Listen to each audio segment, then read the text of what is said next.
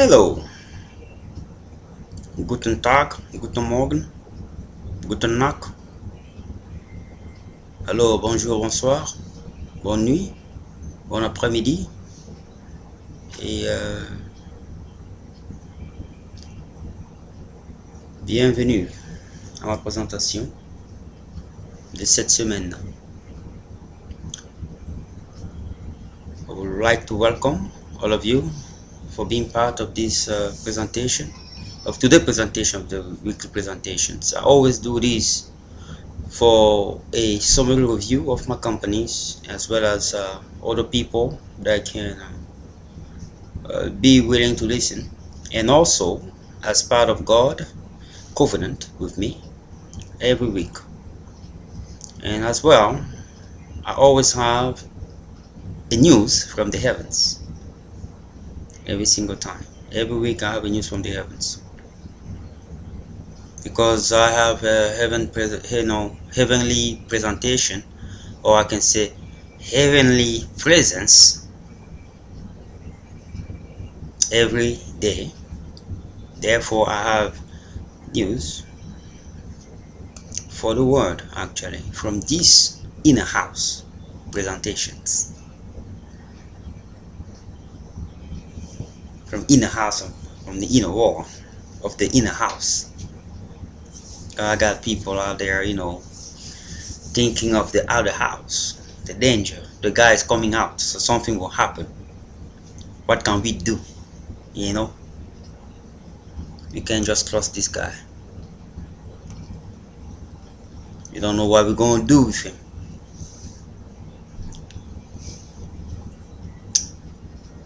Without further ado, into this preamble, introductory metaphor I just made to make people a little bit laugh. For peace, I would like to say shalom and salam for everyone around the world.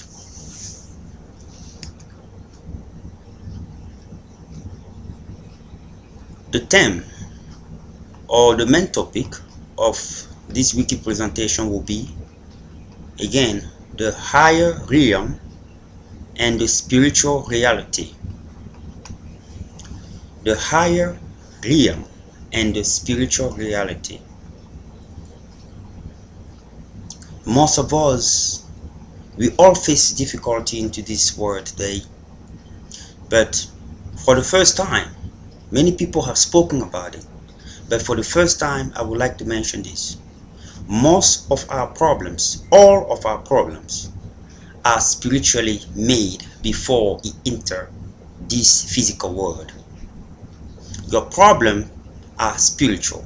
All the problem of this world, every single problem, starting from the kid into the complex level, is spiritual. It is something that the heaven want me to say to you today. Every single problem that we have are spiritual initially. Even if you get bite by dog, even if you get bitten by bee, is spiritual. Even if you eat and then you cut your tongue, is spiritual. Even if you cut your hand by doing something else, is spiritual. If you walk and then you hit the nail, is spiritual. Everything is spiritual before it manifests into the materialistic world, and I will be able to prove it to you and using correlations, and also using some biblical concepts and analogy, and mostly rational thinking. All right, so this is the guy who have endured 13 years of suffering, in which I have 5 years of hell in earth. 5 years of hell. I'm still going to it. We all have story. Everybody have a story. But the problem, the difference between our story are the level of the storm. That's the difference.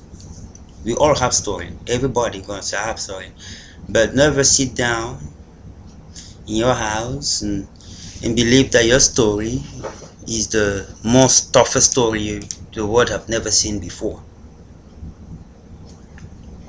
You'll be very surprised when John Joe told you about his story. You realize that you were lucky. You want your story to be keep just stay the way it is. So we all have difficulties and challenges. Whatever you do or imagine that in your life that nothing like that will never happen, you will always be facing challenges, and your challenges will always be tougher and tougher, and it will be a denoting explanation such as what you have experienced in the past has been a preparation for your future obstacle and adversity that you're going to be facing, because you're always going to be there. Make you mature and make you more understandable of others. Therefore, what happened to you is not a problem. How you handle what happened to you is the problem. So make it difficult. If you handle the situation more rationally, you should be able to solve it accordingly. I have faced challenges. If I want to talk about myself, I have been in enormous pressure from the entire world. I want to say, I have to say it exactly like they haven't said. It is time to speak the truth. Bluffing around is not the game anymore. God can read every single individual heart, so He know the heart when He say it. You have been, He know exactly what He's talking about. I faced one of the toughest storms, and I'm still facing that a human being in these generations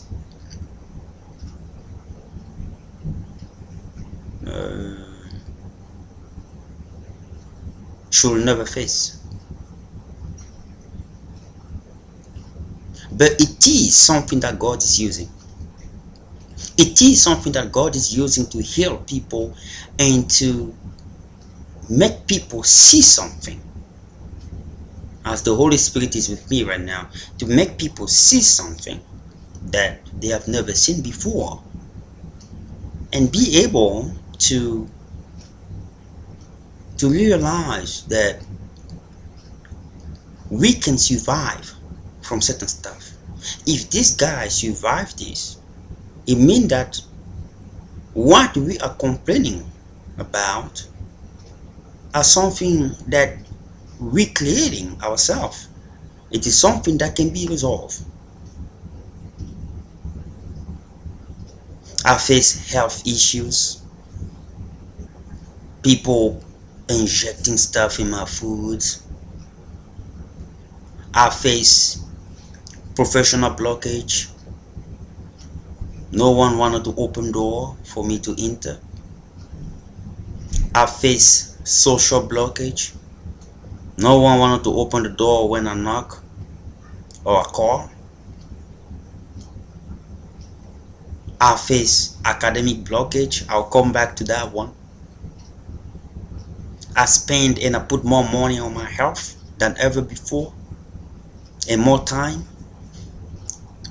and I have to discipline my lifestyle as a healthcare professional, health science and medicines consultant.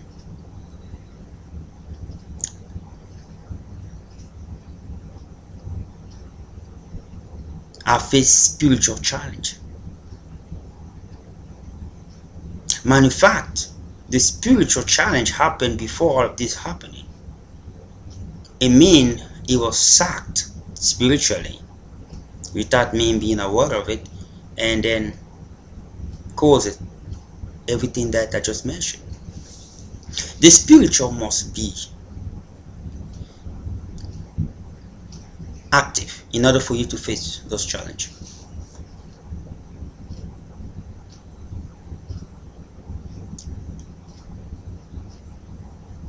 Many of us know the truth. We cannot advance and pretend that we can speak about what is the truth. We have to advance with the sense of inclusions and acceptance that yes, what has been done was not right. If indeed it is the case, because that's the only way we can move freely forward.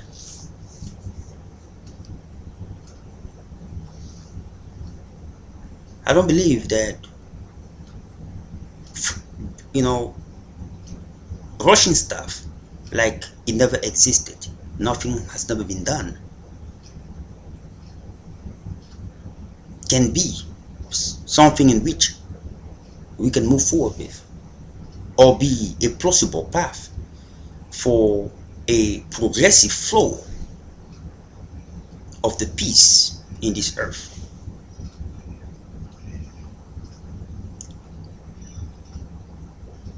I love people. I have compassion for people, even those who have hurt me. It is really not a problem, because I do believe that in the inner core of the problems, they do not know what they're doing. Because I spoke about spiritual realm. Everything that happened is a spiritual warfare before it manifests in our physical world. They are here for peace. Sleep in peace, or stay in peace, whatever you're doing. It is a blessing. Therefore, men should be able to learn, or should learn, how to understand the spiritual. I have people saying, he been praying, he been praying, he been praying. Nobody never heard a voice of God coming out of somewhere. He never presented himself. You can listen to him. Why God is silent? Why God is silent? Yeah, God is your neighbor. Go knock your door so you can talk to him. Oh, you have some problem with your car. God, I know where God lives. I go and knock his door. I turn a corner.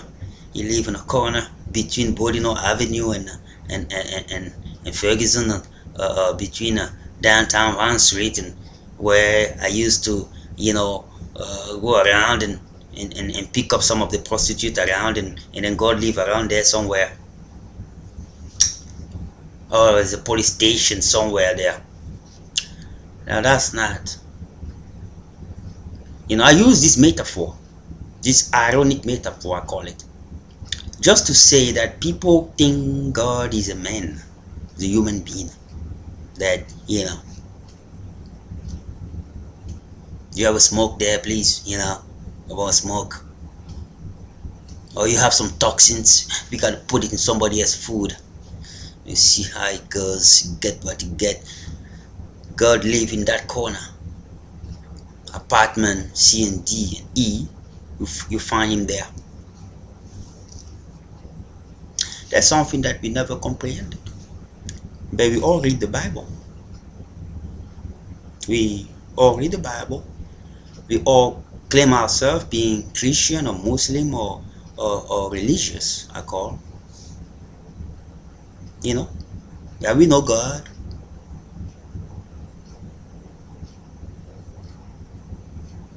We don't know God.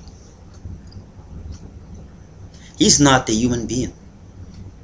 He's a spiritual being. It means that if you wanted to listen to God, you have to be able to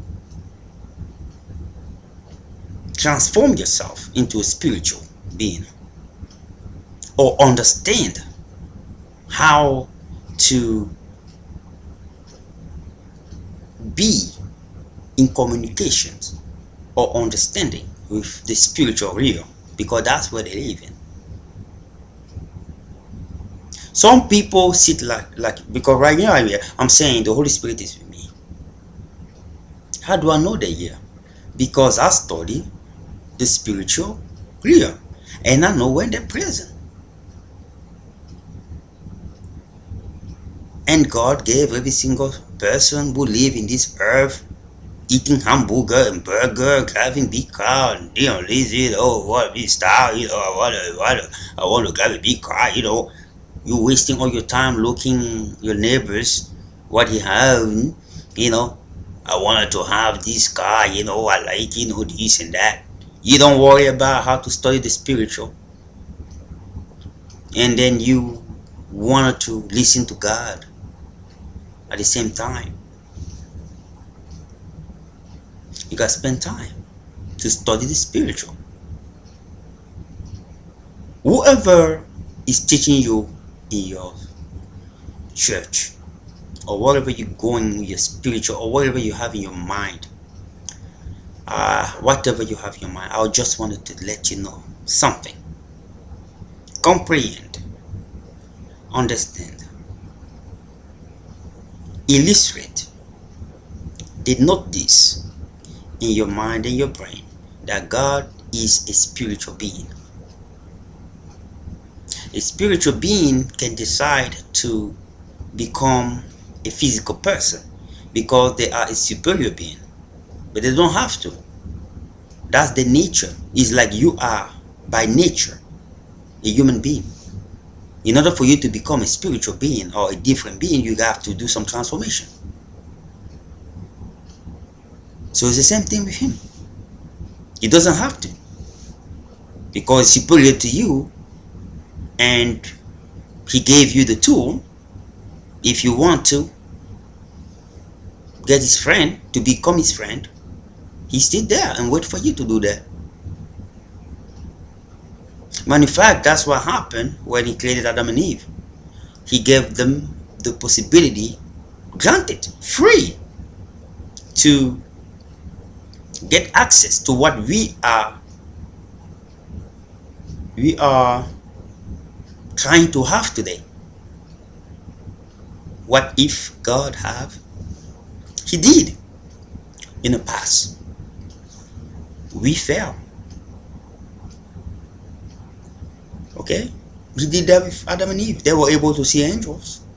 They will, communicate and listen to God. But after we did the sins, Adam started listening to the other primate communities. Problem came because they didn't believe in God. They believe in whatever they believe in, and they have the mind in a different way.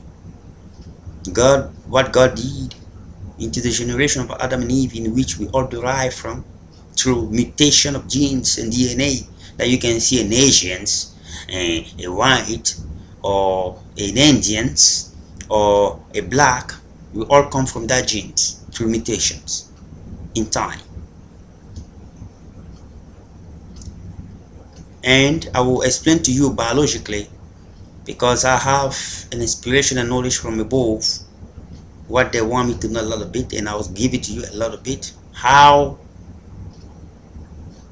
creation was made. Something in creation that we have not discovered yet, not been done, that I will say here on how it was done. The point is that we got blinded spiritually. We were spiritually dead. It means God blocked our spiritual activity within us, that we cannot see the spiritual world around us. We cannot hear the spiritual world around us or feel them. So we are spiritually dead. It means we are dead eternally, because it was granted to us, and that was the curse that you have done, and we have to work harder to get that. So that's what we're dealing today. That's why we have a lot of problems, because most of our problem, every problem, not even most, I keep saying most, I don't know, maybe I like most, all the problems are spiritual before they manifest. And that's why we have a lot of problems, because we don't understand that most of our problems, all our problems, I say again, most, all the problems are spiritual. How? The materialistic world is integrated inside the spiritual world. We are inside the spiritual world. The spiritual world have its own roads, his own entries in every house. Like you see your house, as you see, your main door is not the door that God used or Jesus Christ used or the angel used when they come in. They have their own main door.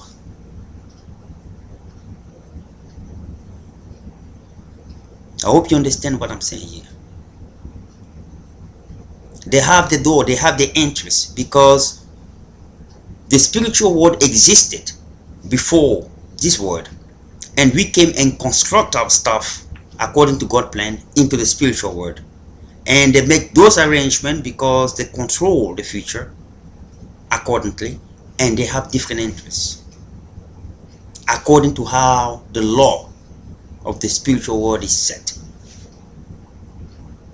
Every single building here, I don't care how you say that is safe, they have entrance to it. They have entrance. It is protected. Somebody gonna say, what are you saying? So you're saying that Lucifer have access to the money, all this stuff? He does, because it's part of the deal. He does. What happened is,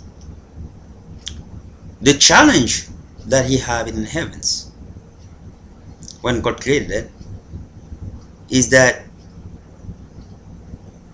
he wanted to be more glorified than God. And like I told you, it was not the action against us who actually made God send them to hell. It was because they wanted to be glorified more than God. That was the problem.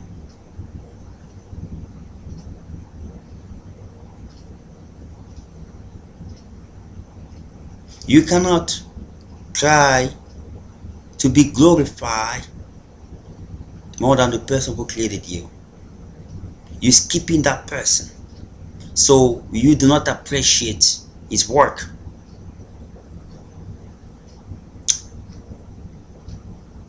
You go to him. Most of us don't go to God. We go to a different God. Or on Sunday we go to God in his house, and during the week we go with a different God.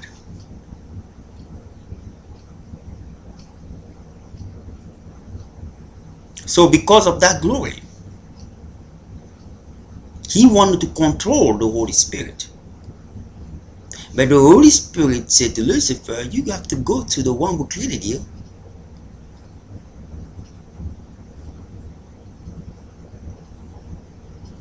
He don't want that. So he wants to glorify himself. So God cursed him and sent him into hell. And it's the same thing that's applied to every single human who want to glorify themselves before God. They'll go to hell as well. It's not my decision. I'm just a messenger and talker. An example. You have your kids when they're young. They're in your house. They're under your umbrella. They're under your umbrella. Everything they have to ask you before they do. You are responsible for them. Now they become responsible. They have to go by their own. If he's a lady, she have to get married and she have a new umbrella person. If he's a man, he have to go to his own house and create his own umbrella as well.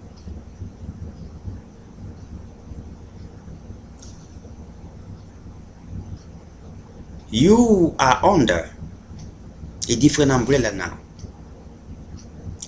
You have a problem with your husband. You call your father, you say, Father, I need you to lend me money. You're a ruthless person. If your father is intelligent and wise, he's going to say to you, you're not under my roof anymore. You're not under my umbrella anymore. You're under somebody else's umbrella and responsibility. But this is what I can do for you. You ask that person to call me and give me the authorization, and I'll do that.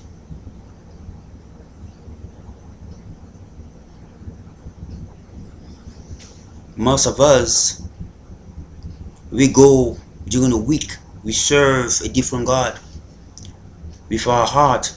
We teach other people wrongly, and on Sunday we try to go to church.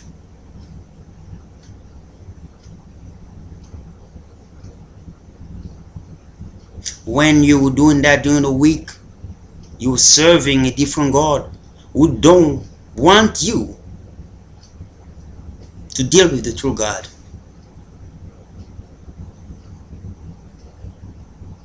And we want the blessing. We assume that God is in there in the church and He's present, but He's not with us.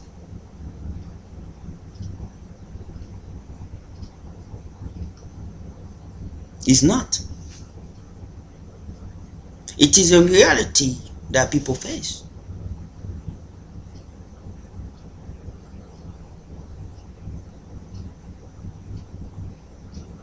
So the people who are serving the word of God,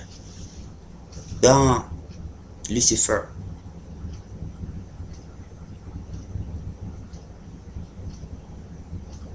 he have to go to God to do his work. So everything that happened here, it is a communication between evil forces, God and us. It is a challenge spiritually that God brought death into our lives. It means that He killed us spiritually. And when you are spiritually dead, physically you're dead. So we have to be reborn again. And that's what Jesus Christ said that to Nicodemus. It means spiritually born again. Because we are dead spiritually. That's why most of us don't understand the problem we are facing. Because our problems are spirituals. But they are done a long time before they occurred. That's the reason why we are sometimes confused. How do they do all the algorithm? It's because they do it, they're dealing with the higher intelligence. And the higher intelligence have the good and the bad. It means you can use it for good or use it for bad. The same thing when you study, you can study chemistry and use it to do bad thing, or use it to do good thing. Or biology to the same. You can manipulate that information. So that's the same thing with the Holy Spirit. It's there. But the way it was programmed by God, everything is recorded. It means that it will be compensated sometime in the future.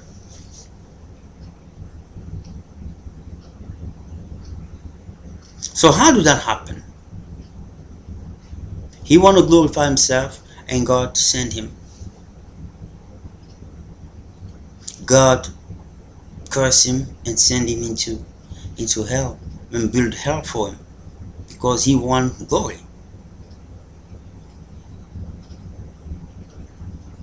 And God gave him the authorization to rule earth because that's what he wanted. So Lucifer ruled earth.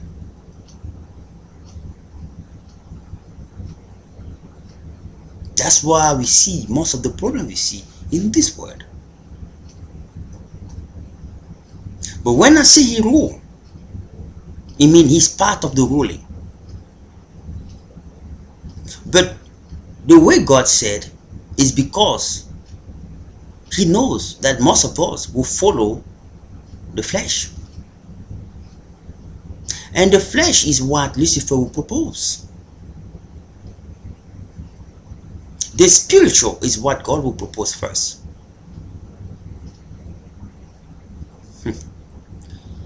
This is how God functions. This is how God functions. God will give you the condition before you're going to deal with him. Lucifer will not.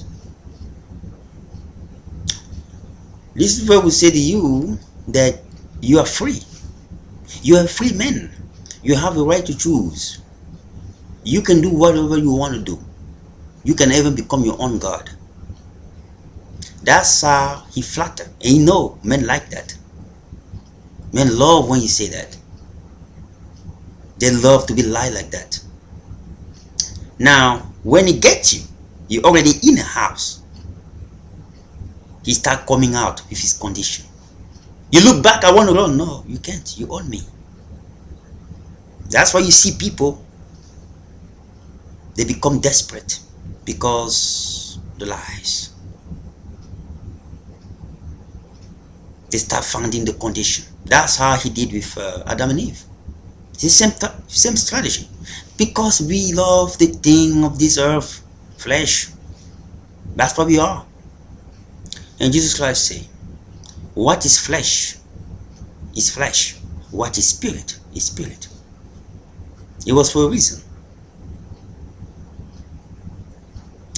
But God will give you the condition before you can come in the house of God.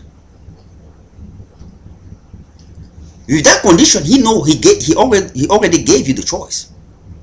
It means that if you're not satisfied with his condition, you can say no problem. But most of us are flip-flopping. On Sunday, we are in the house of God.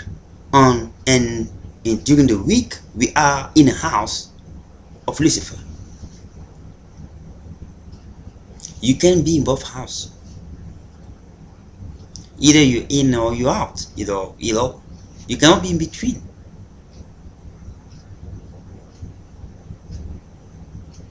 When you stay there and think bad about the other person, you want to think that the other person get injured, the other person get killed, the other person have no progress, the other person have no satisfaction, the other person, everything that is bad. I would like you to know that do not come from God. If somebody told you that, or either you have that in your mind, or you think that you're doing is right, man, you are a freaking sheep. Trust me, you are completely lost. It is not true at all. And I'm very sorry about it. And you are actually working with the Luciferian demoniac angels that influence you into those kind of stuff. That's what you do. So many of us are working with them Monday to Sunday, and on Monday to Saturday, and on Sunday they wear their suit. I'm going to church. I'm going. That's good. And they carry the Bible. Let me tell you, there are many people who hold the Bible going into hell when they find the truth. Maybe you don't know that. When they get over there and the decision is made, you see there's a road to heaven and there's another road to hell. They can't go into the road of heaven because of the decision that was made. They handle the Bible. No, they give it to them. Take the Bible. Good luck over there. They are very strict. They give us option here, and we think that we can do whatever we want to do. But when the end comes, there is not. I'm sorry. It will not save you. I have to pay back.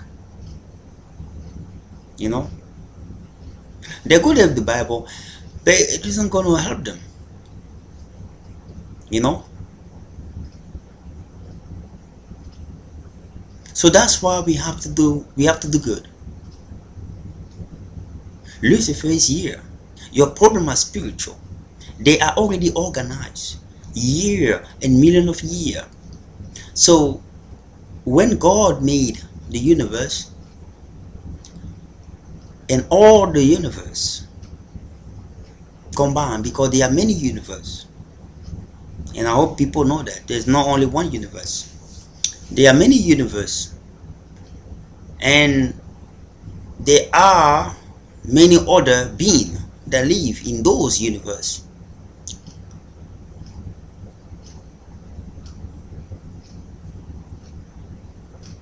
They are in a higher realm, a little bit advanced than us in technology, in clothing. They move long time closer into the higher realm based on the timing. They're there.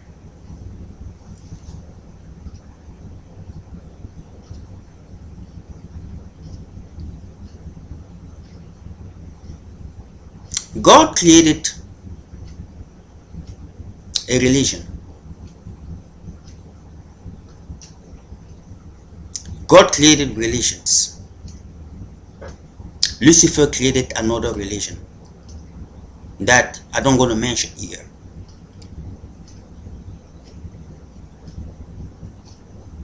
The Antichrist will come from that religion.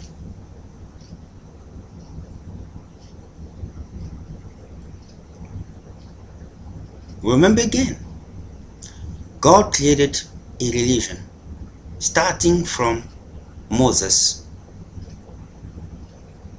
Lucifer created another religion to challenge God. Remember, the battle is not between Lucifer and us. We are what I call the underdog. We are the consequences of the higher battle.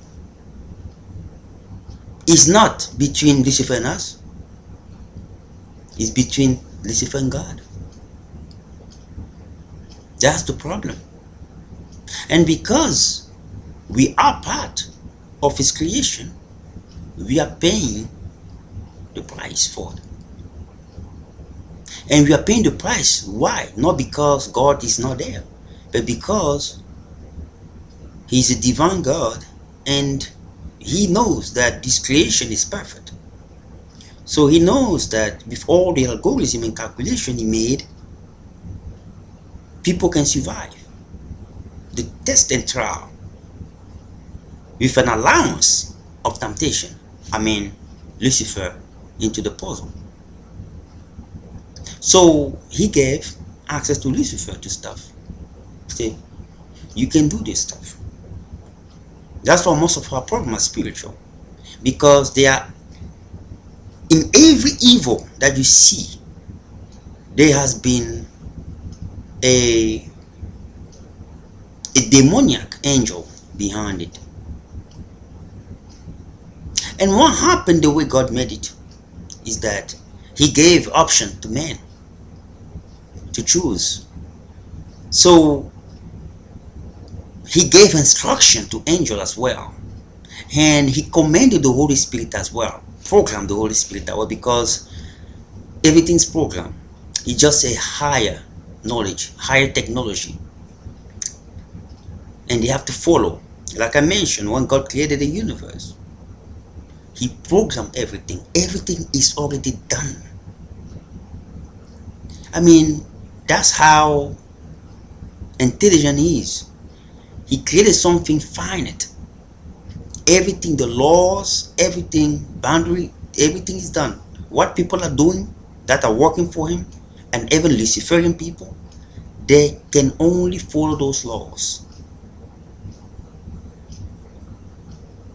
They can only follow the law, because anyone, even Lucifer, he knows.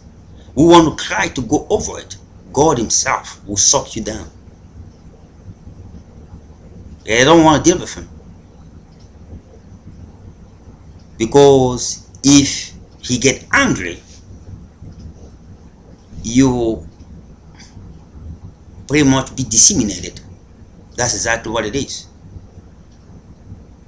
So they're better when they try to sometimes violate some boundary.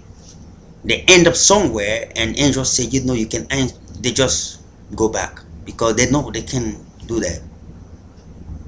They are very clever. God get angry. You guys probably don't know that. We were created in his image.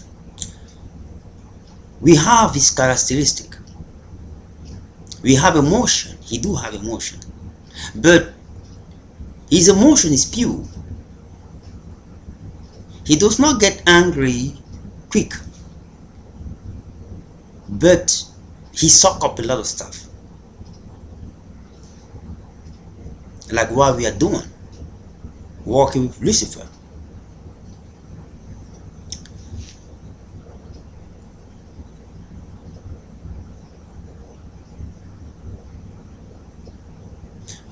So he gave us option. When you decide to accept evil in your heart, what you doing? You are deactivating the angel to work on your behalf, and you are activating the bad angel to do the work. That's why you see a lot of evil things happening, because when you don't put God, you don't recognize God, you don't work with him, what he does, the angel just protect you for the basis, depending on your situations. They will not be active. When you accept the existence of God and then you do stuff accordingly, you are activating them. So they will work on God's behalf in you. They do that work. So some of us are shutting down the angels to protect them, because they are praising the wrong God. They are working with the wrong God. When you have, I have to hurt this person, you are not dealing with the true God. He's not a God that hurt people. He is the God that transforms people. There's a big difference between hurting and transforming. Some of us like to talk about discipline.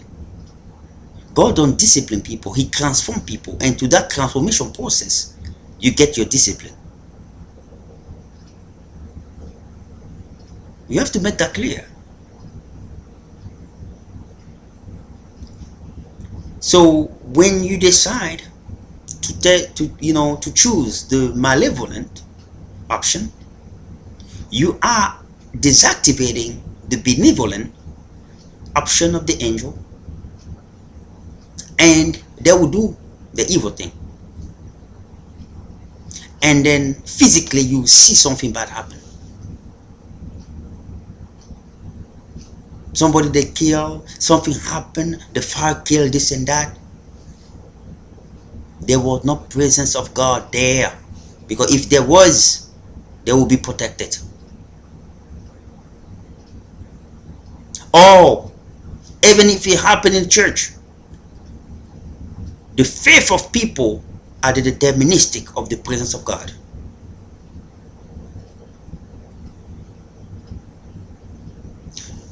The stronger your faith is, the stronger your divine intervention with God. The stronger your faith to God, the stronger your divine intervention will be. So that's why people must know. Most of all our problems are spirituals.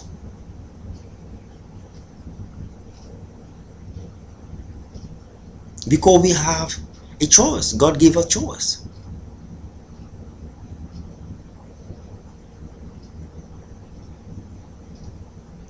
You will do something to somebody who are powerless. Not because an angel was not there, but you will see that that person must survive. Why? Because spiritually, the malevolent angel has been defeated by the benevolent angel who were there to protect you. They were fighting. There are fights that happen between around us, but we can't see it. You can actually see it.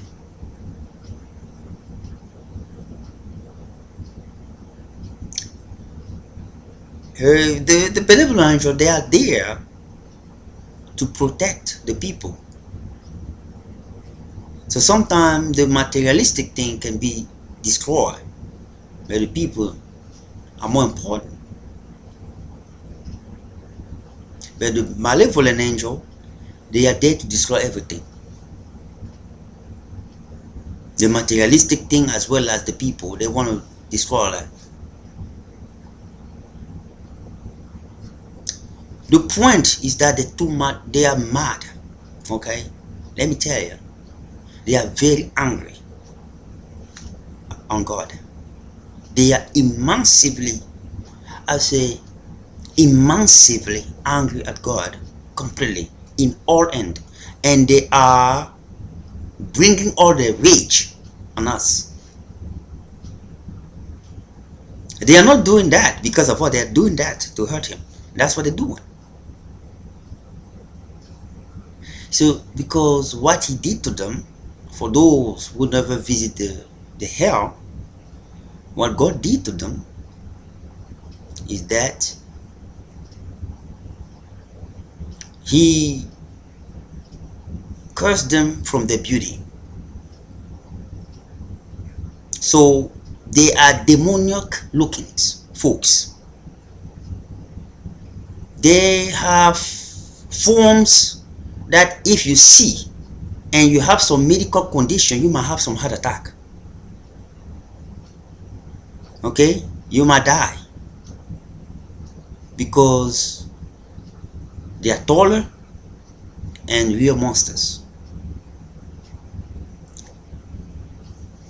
Now they have the faculty of sometime getting into normal form, but not for too long. They are not allowed. So that's why. And not only that, they live into a place that imagine that you live in a level of humankind.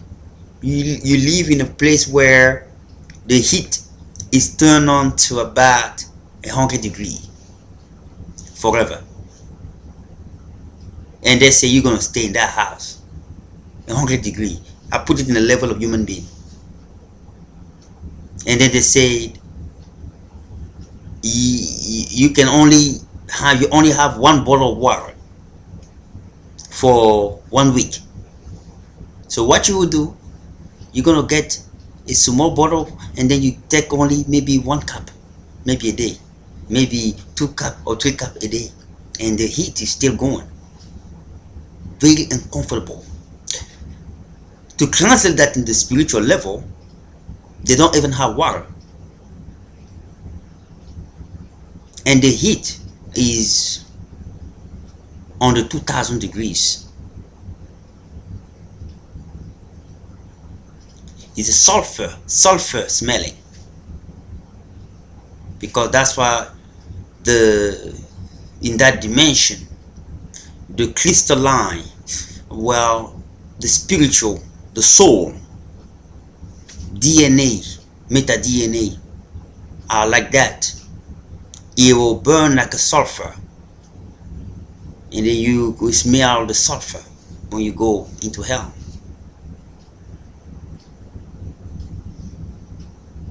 So in that dimension is very real. That's why they're very mad. They are immensely mad. So, and they challenge God. They say that you have no power because you cast us for those folks. We want to prove you that you don't have any power. And God said to them, I give you order to go and do what please you, and I'll see how powerful you are. That's why they have that authorization to do what they please in a certain level, because God don't allow them to go far. So He allowed them to do what He believes, and He knows. Not believe, He knows.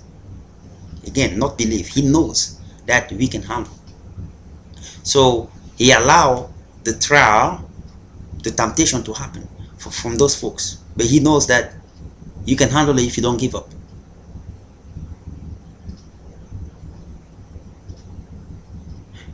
God would never give a temptation and trial into a situation that He knows that there will not be a positive outcome, because He wrote the future. So every situation that tends to be difficult will have a positive outcome if the person don't give up.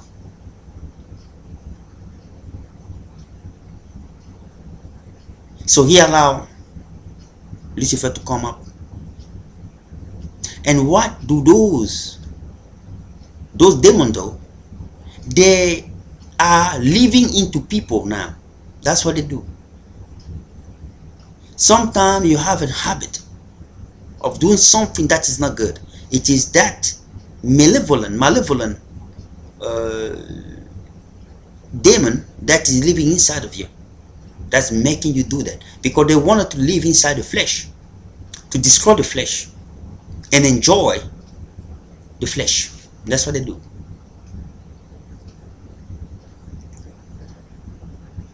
That's how it works. If everything you do is only hecklism and hecklism, that demoniac, that malevolent demon is in there, is the one doing that. It's because your heart and your conscience have accepted that, and you have desactivated the benevolent angel that work for God to come and protect you from that angel, that malevolent demon, to come into yourself. And sometimes God can even allow that to happen. When God allows that to happen, He knows that there will be time where He'll be pulled out. He will be gone. It is very important that we know all of this stuff. And in today, there are living into certain human being in exchange of money, in exchange of glory.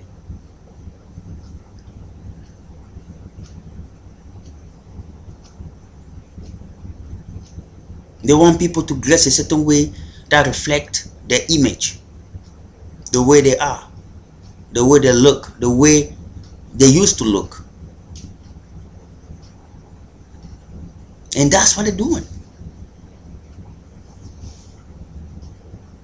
And they'll propose you all the stuff, the money, all this stuff, the fame, because they have access to the power where they can manipulate spirit and soul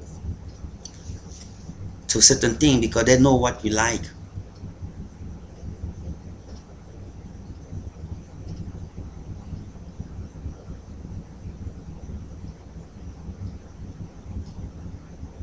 God is a good being. Those who believe that because you're going into adversity, God is not with you, is a big mistake. God actually enjoys seeing adversity because he knows that it is only through adversity that a man will be truly transformed.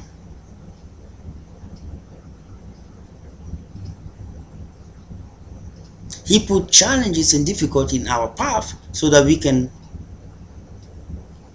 can grow and build wisdom to make better decisions in the future. You will never be confused or being lied to, that people come and tell you that because of the challenge a person is facing, it is because of his wrong deed. Yes, some, but not all. Some are facing the challenges based on what God is perceiving into them and the future. And remember, anything that God touched, Lucifer had a word to say to it. If God chooses someone, Lucifer will put a challenge on that one. If God chooses the bee, Lucifer will challenge the bee. If God chooses a rock, Lucifer will challenge that rock. I think that you understand what I mean. Every single thing that he will touch, Lucifer will challenge it and say, I want challenge. And God will say, go on. And God will be behind doing his work.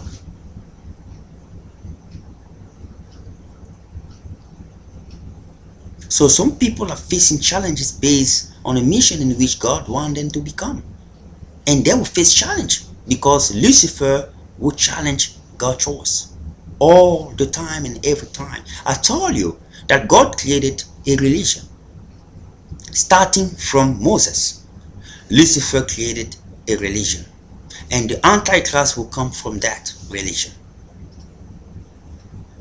The religion God created, we already know that Christ came from it. I'm not going to mention the religion, but I want to tell you, God allowed that religion to exist because he knew that something good can come out of that religion if people don't give up.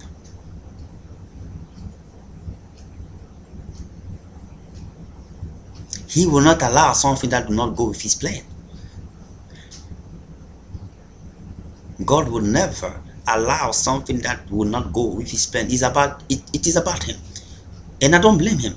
He created this universe. Nobody helped him for that. He created all the beings that revolted against him.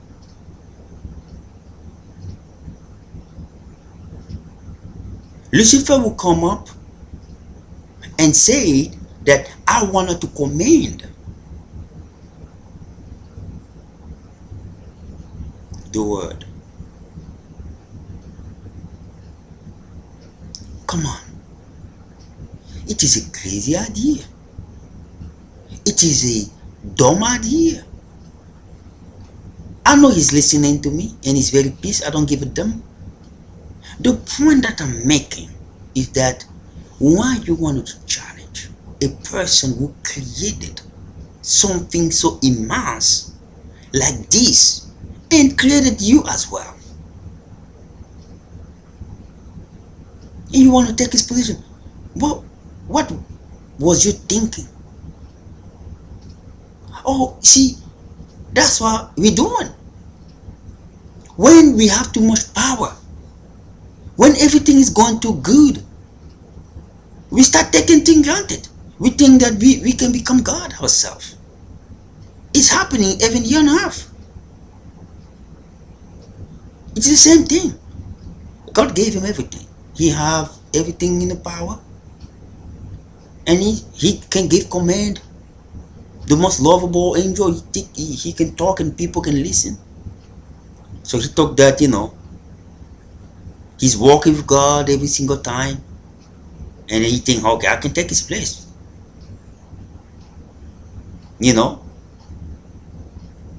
But unfortunately, if you cannot sit down and say, let me look the map of this universe.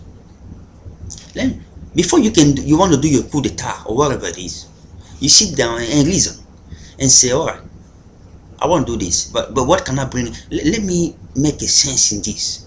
All right, let me look the entire map of all the universe that were created. Let me see all the algorithms that were put in place.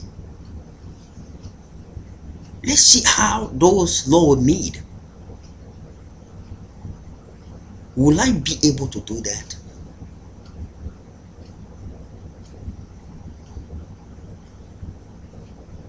If Lucifer has reasoned like that, I think that everything should have been good. But he was more focused on, I need more power. That's the problem with some of us.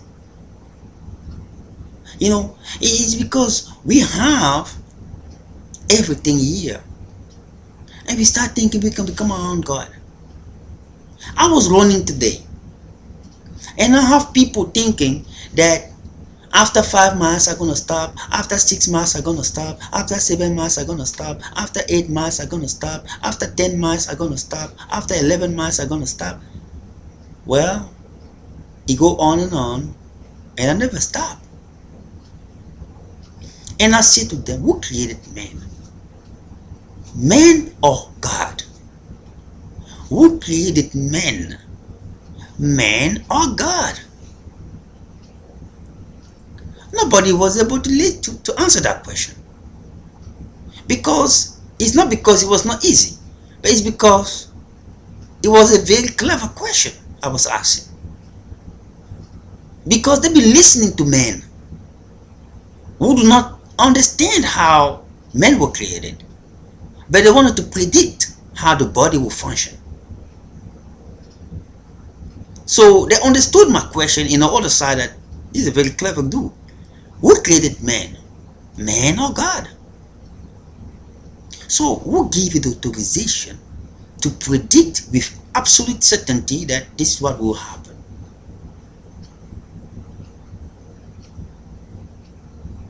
Now let me introduce the glory, the glory, the glory of the Almighty God, the glory, supremacy, domination of the mighty God. This is what? Now I'm introducing the meta science and meta technology and metaphysical world. Who told you that you know how the body functions? Do you know that the DNA respond into wave and word and frequencies? It is a big discovery. The science is going into a level where men will never comprehend. The disease that we believe are challenging today will become like what disease we used to have in the past that was challenging, that we solve today, like tuberculosis that used to be a challenge, smallpox that used to be a challenge. The disease that we see are challenging today will become like those diseases, because there will be solution and resolve in a higher level. There will be new challenges that men will face that will require new solution. God, in his answer and blessing, he gave a divine diagnosis and also give a divine prescription, means solution. When people call it, upon him. Do you know how the body functions?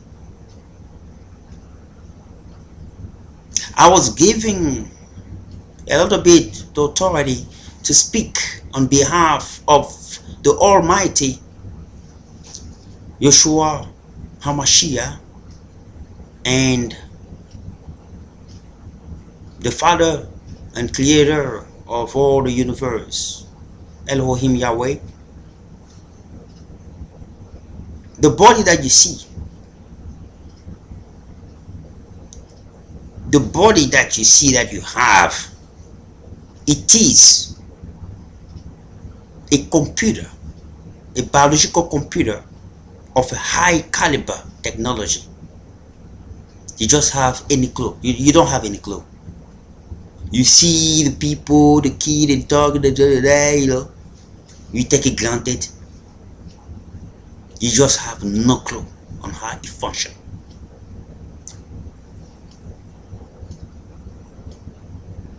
The body is programmed, and it came from a very high technology that does not exist into this universe. Men do not know how the body functions.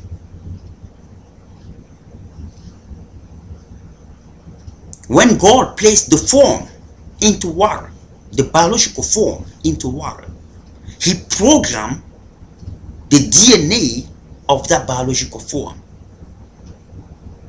That biological form do not exist into this earth. It does in heaven, in the biological medical centers of the heavens and research institution of the heavens, according to God's plan.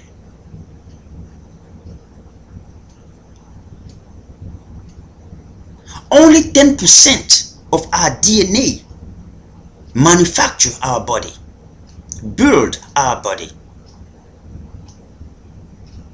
Only 10% of our DNA. Only 10% does the DNA synthesis to DNA replications for cell rejuvenations, to DNA transcriptions into DNA translations for the formation of amino acid and the buildings of proteins and the human body. Only 10% of our DNAs, but 90% that we don't consider possess the genetic code and informations.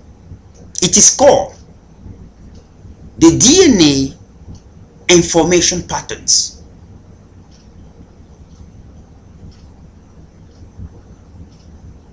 At the beginning, when God placed that form into water, he programmed the form. You have different species. It's because of a technology that we don't understand and know. People start talking about evolutions. Try to understand the spiritual using your mind, human mind.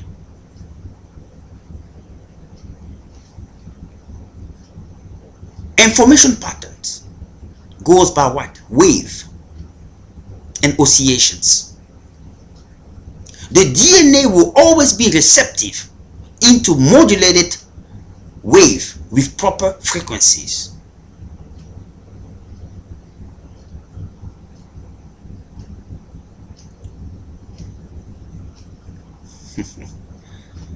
I'm going a little bit up. I wish that you catch up with me. Information by word and specific frequency and programming. The DNA adapts to that code the same way our computer our programs, or the way we wrote or write our phrase and computer coding, with a certain semantic, syntax, and grammar.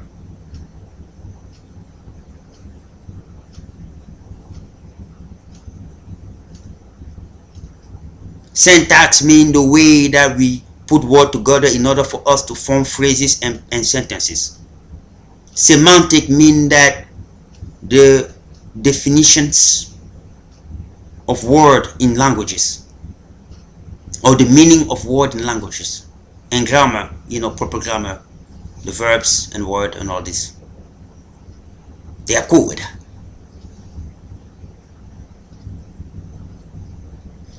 So to that programming that God placed into that form, the DNA information patterns that respond into the modulated wave with a certain frequency capture information from one DNA and transmit that information to another DNA. In that process, that DNA is reprogrammed to another DNA of a different genome. What do that mean? It means at the embryonic level, in which everything started, even the newborn, when you couple with your wife, you have a baby, embryonic. That's where everything happens. That you see all the species came from in that water. In the beginning, it was the Word was God, God was the Word. The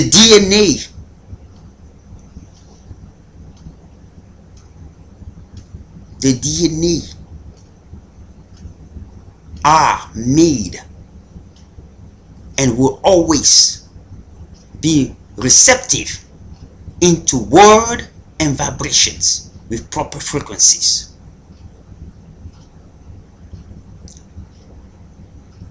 So when God spoke, He programmed the DNA, the initial DNA that He placed in forms in water. And from there, different species got forms and developed into what we see today. So when the informations out of the 90% of DNA information patterns are captured from one DNA and move into another DNA, that new DNA will be reprogrammed to a different species. The genome will be reprogrammed.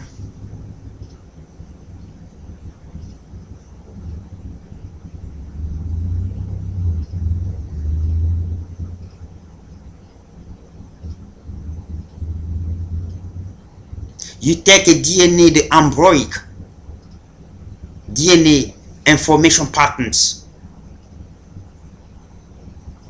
using the technique of wave and word with proper frequency, you receive that from a frog. A frog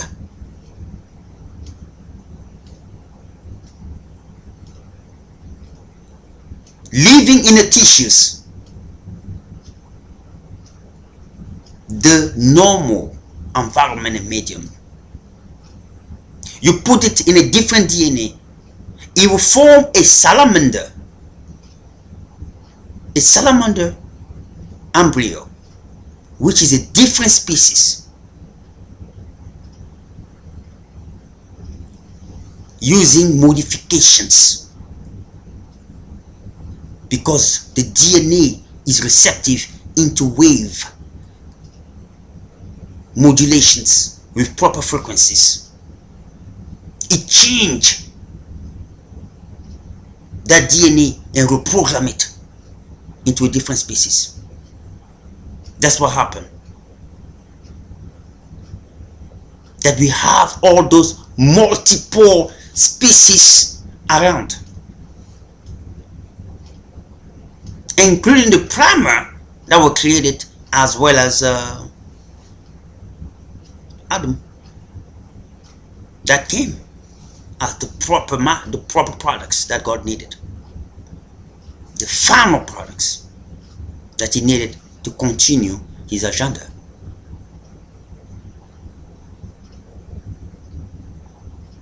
And when the proper product were met, he changed the methodology, created Eve out of what? The final and proper product, in which he embedded the soul that is connected to the spiritual structure above. And he took from there to create a perfect, or the being that will handle the next process of creations. The other community that came along with Adam, they all died. Their generation, they were not in God's plans.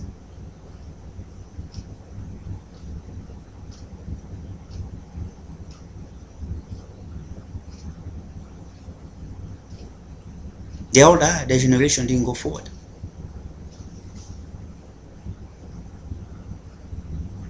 Didn't go forward not because they were killed,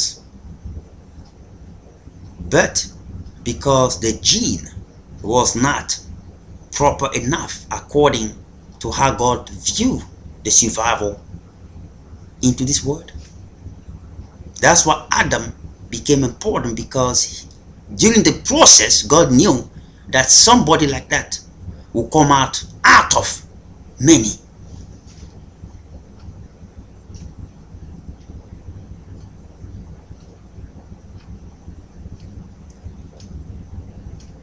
He created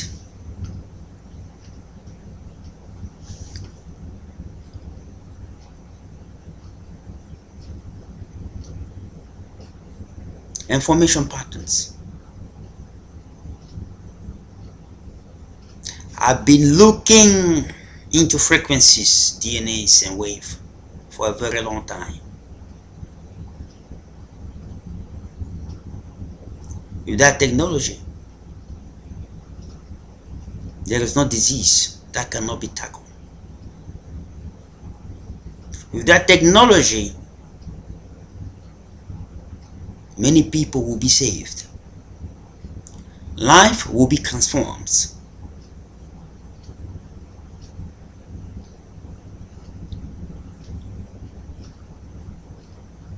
They are one country that is working on it, but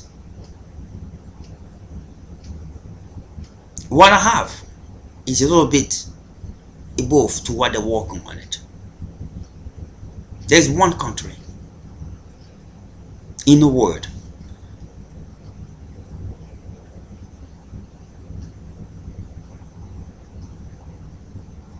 the DNA information patterns, that one embryo can be reprogrammed into a different embryo of a different species, reprogrammed with a completely different genome that produce a different species.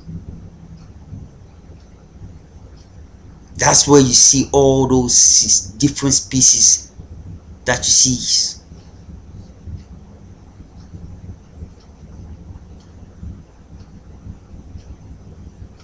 Our body is programmed.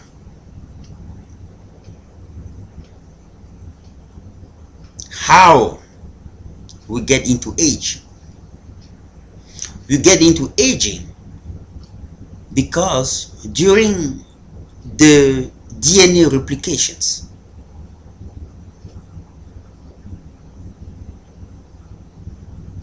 God has programmed the DNA with a timing. After Adam and Eve, it was not programmed.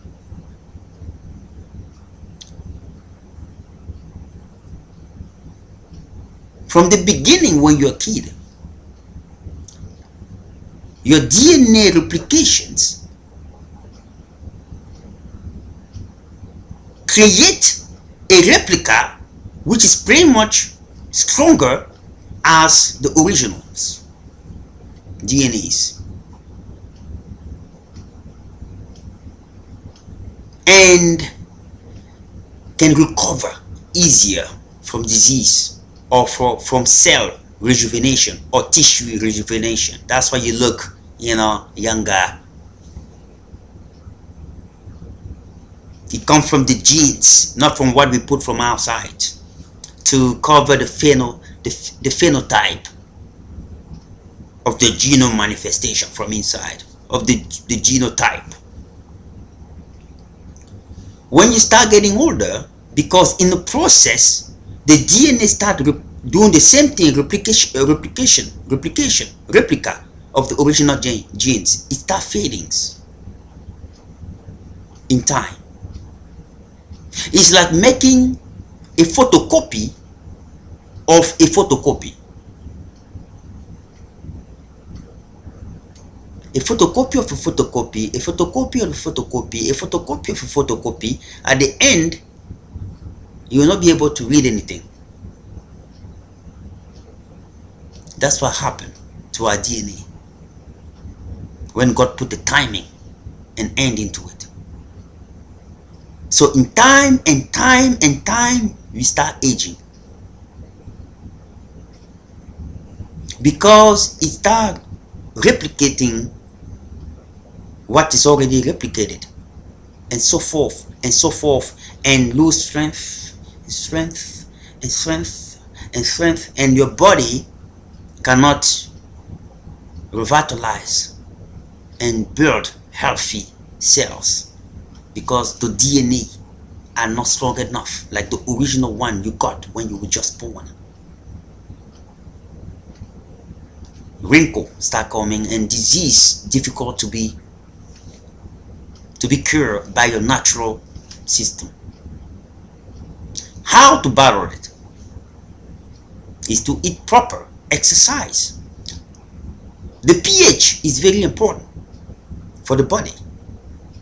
God made the body alkaline with a pH above 7. But the intake of our food made our body acidic and vulnerable to diseases.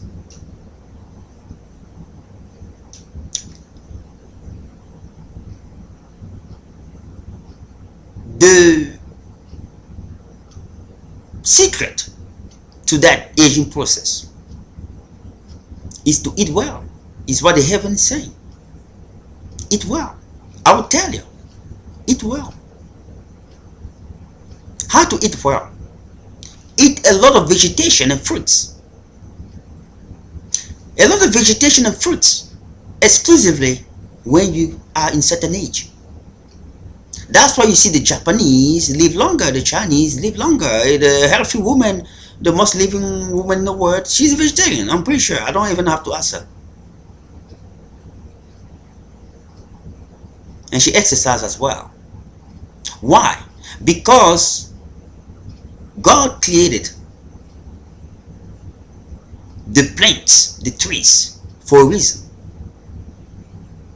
They all have all the medicine in it. they have the proper nutrients with less chemicals. So when you eat the vegetations, what you're doing, you are eating what is necessary with less chemicals, and you are bringing your pH into the normal level, alkaline. Your body, the fruits have the proper nutrients to purify the body, to detox the body, to balance the pH. It is the imbalance of the pH at the cell, at the tissue level and DNA level that make us sick. And that pH is linked into the modulation and the change of the DNA frequency.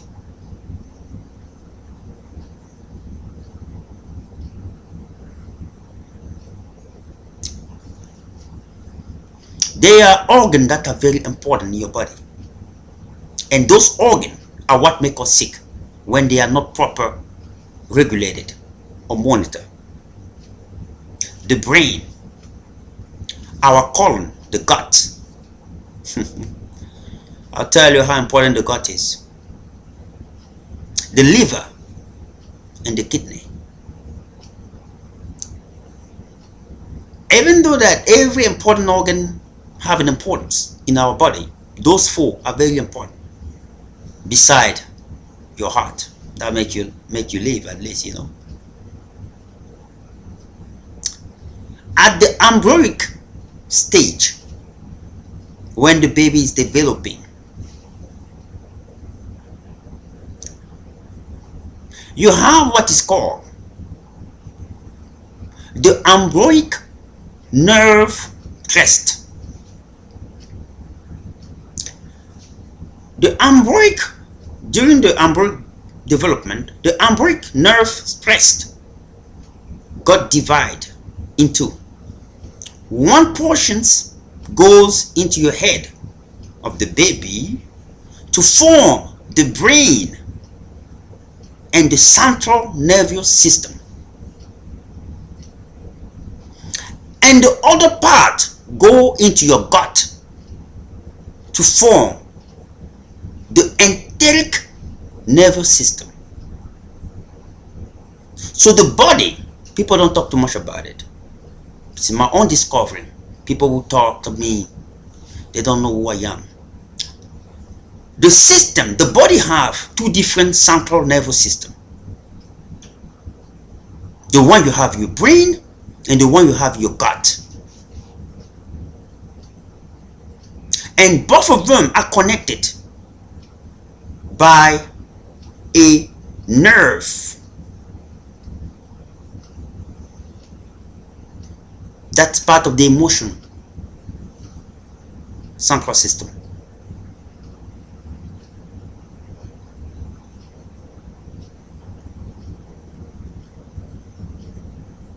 So when you think, the resonance coming from your central nervous system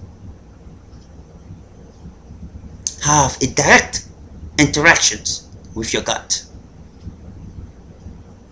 And I want to tell you something today that you have never heard before, I'm pretty sure. Your spirit reside in your gut.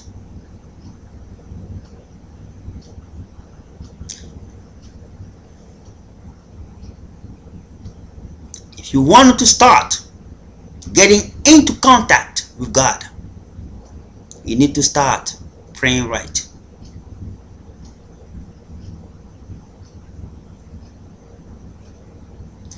Your spirit reside into your gut, into that enteric nervous system.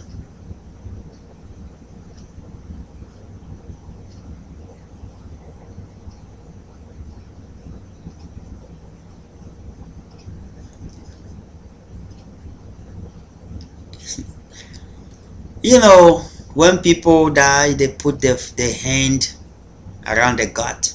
Nobody never understood it. It's because the ancient have done it. It's because they knew they're very spiritual folks. In time, information got lost and people just do that because that's how we've been doing. They don't understand why.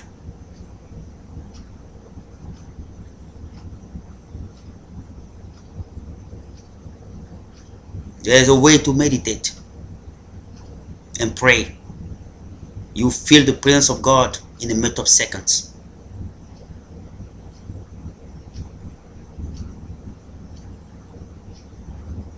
Take off your collar. Take off your guard. Imagine people get mad at God. You know what is in the God? One of the most shameful place in human being, it is where God wanted to be.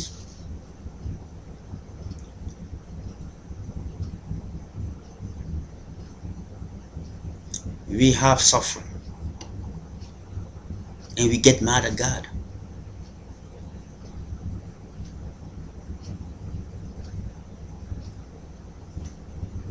In your God. Can you imagine that?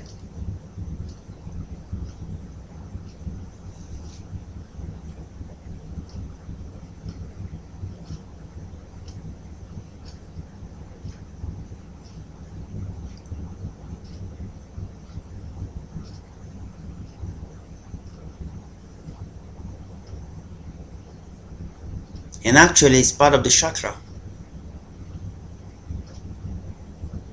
And I wonder why they're always climbing up in that certain way. Because it's important.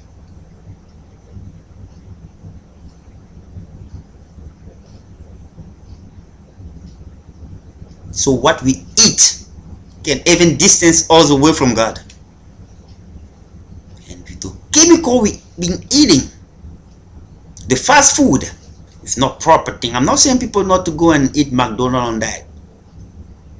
It is the way you make the combination of your food that make you healthy or not.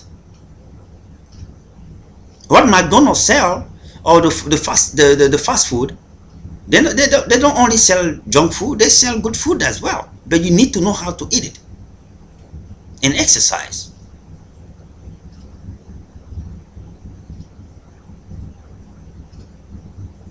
You know, I sometimes like to go and eat burgers and stuff, you know. So, but people don't understand. Your enteric nervous system is near.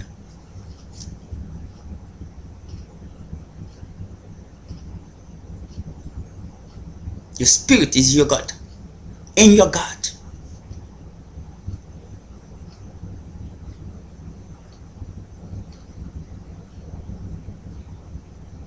And what Lucifer have done, he made us, he wants us to eat the weight of male come in a gut.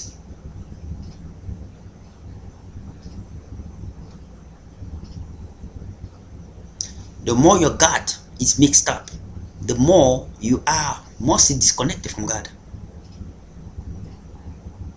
Because there's too much impurity.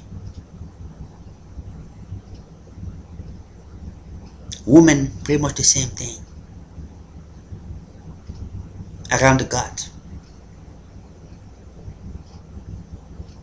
And it is a spiritual battle that you must fight. When Lucifer say, you like to eat sugar, you like to eat that, you say no. When Lucifer say, you tired tonight, you cannot go to do sport, you cannot go, you say no. He gonna try to make you be lazy in those areas. He doesn't want you to take up that situation.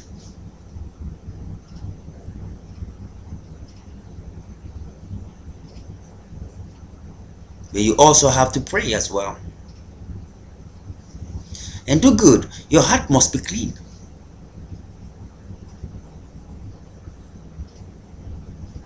Do somebody knew that there is an enteric central nervous system in the gut?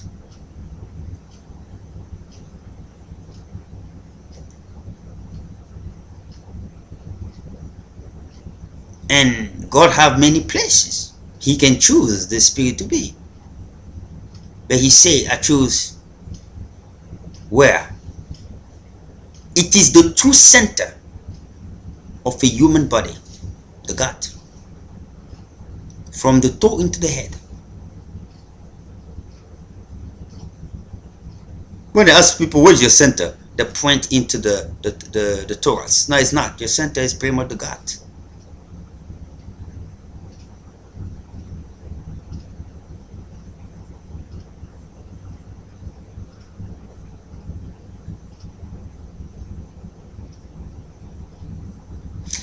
There is a way to pray. Buddha start using that way, but he was glorifying himself. That's the problem.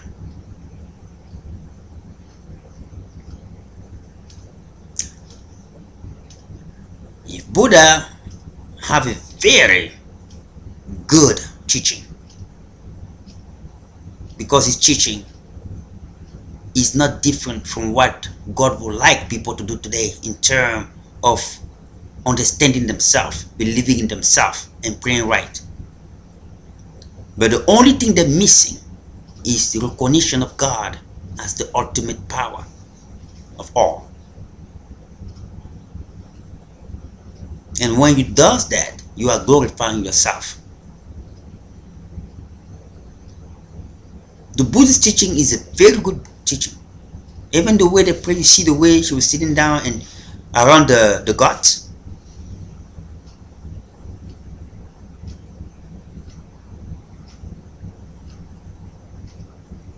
God is even calling people to pray like that today. But your mind must be set into Him in order for you to see the manifestation of the Holy Spirit around.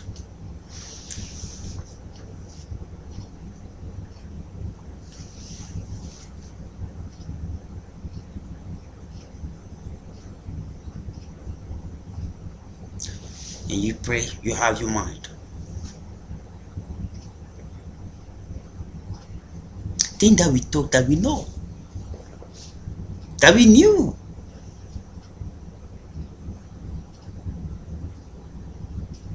Do never look. Think of this world. The neighbor got this, and we also have to get this. My friend and my brother have this. It's painful. I have my car for 13 years.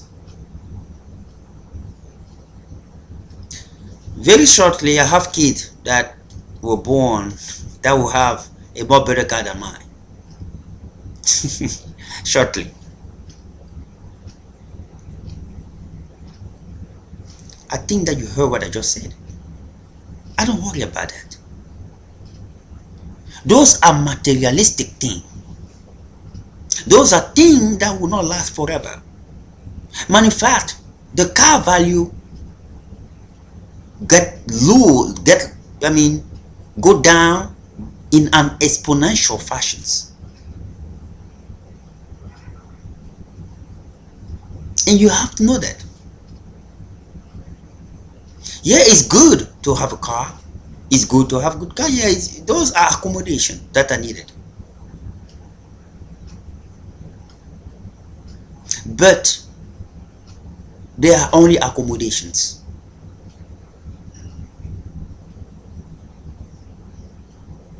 It means if you tight your budget,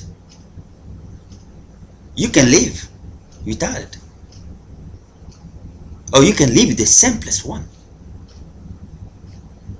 You told me in the Bible where Jesus Christ said, I could not go somewhere because I don't have a horse.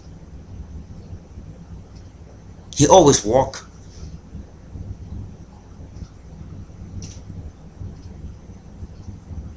Oh, Jesus Christ said, I never have a donkey, so I didn't go there. You read me a passage like that in the Bible. That was like the bike today. So even the bike, he didn't have a bike. That's how poor God was.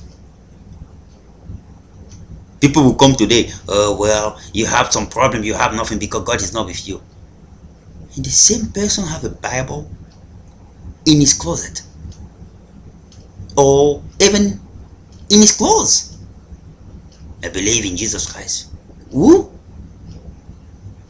Please, excuse us. You believe in your wallet and your money, your bank, and your freaking ego. Because you don't understand what is written in there. Jesus Christ didn't have all those stuff. But he survived. You're gonna say that, well, that was the time where people didn't have car. Well, let me tell you, 1,000 years from today, people will be calling your car horses. Because the new technology that will be using, your car will have nothing to do with it. Maybe so the way you're thinking today about your technology, it is the same way the people during the time of Jesus were thinking about their technology. It was fine. They have horses, they have chariot, they have road.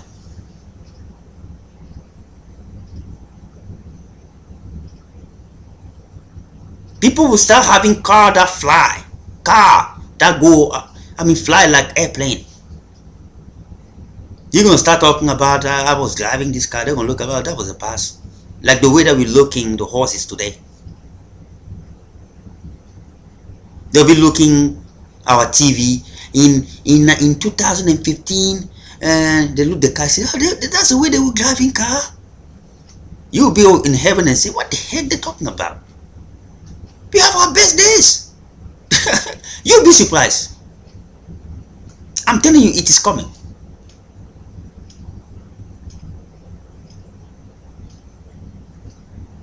Is that the way that they have a road?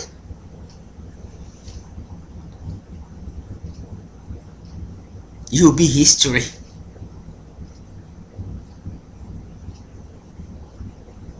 I'm just sorry. That's the truth, and that will happen.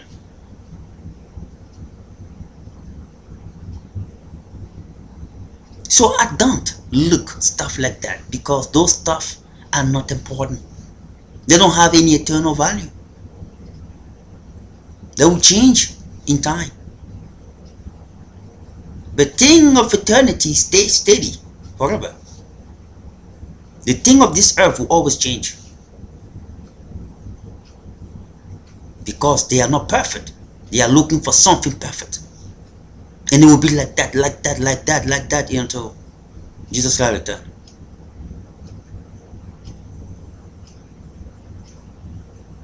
So he didn't have an equivalent of the bike.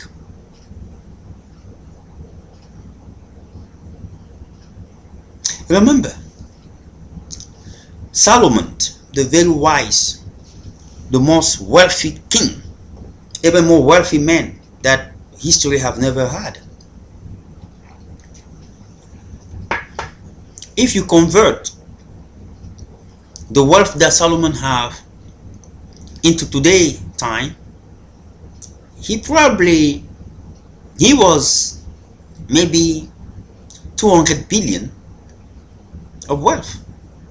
200 billion, because his money was measured in gold, and gold was very high thing, and silver at the time, even now.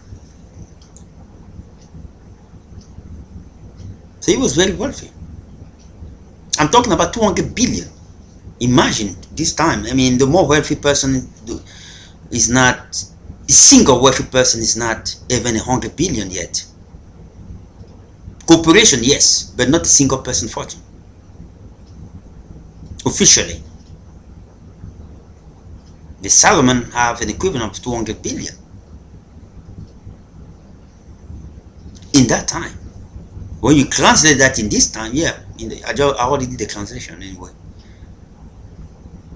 So this is what happened to him in reference to the thing of this earth. And what was the outcome in his eternal journey? I'll tell you.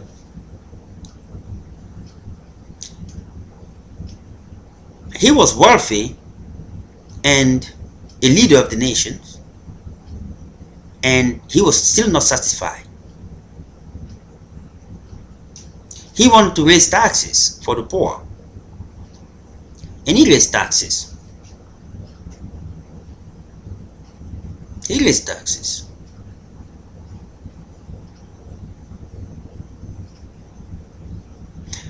In his kingdom, if the advisor, they told him that the people are complaining on the street.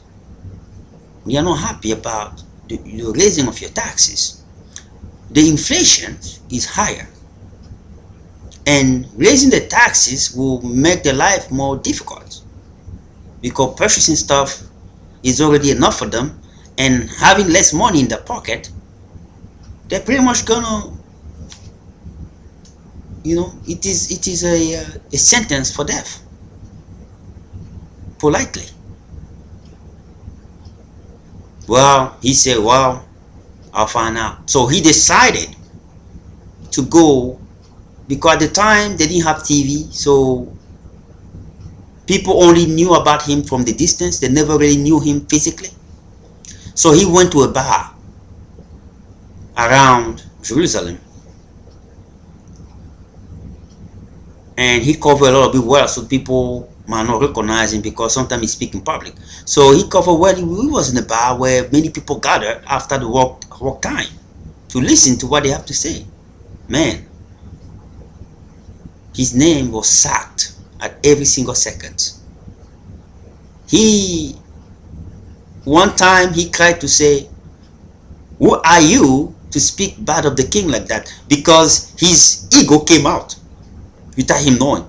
They almost wanted to beat him, but for some reason he got protected. He didn't have any bodyguard. He decided to do it by himself. Nobody knew.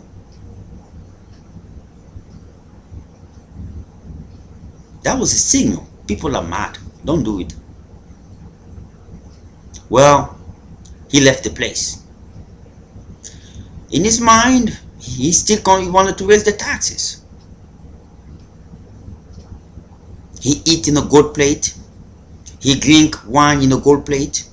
Shoes gold. Everything gold. So he's walking on the street like a normal person.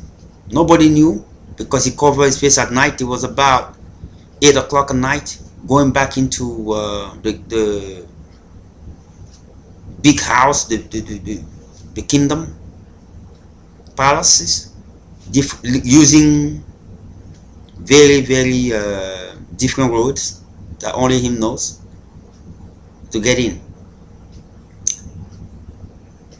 On his way, a poor man on the street had a plate, and the poor man said, please help me, help me, some of your money will help me. So pissed he was, he pushed the poor man away because he was so pissed of what he heard on that bar from people that he believed he had helped a lot, and he pushed that poor man away with his with the plate. Leave me alone, poor man, go away. And when he passed the poor man, couple step, he heard a voice, Solomon, because he speak to God. When he heard that voice, he stopped. The first thing he had in his mind, what the heck I just did. God will always surprise us. People will think they can plan. God plan. You're wasting your damn freaking time. God said, Solomon,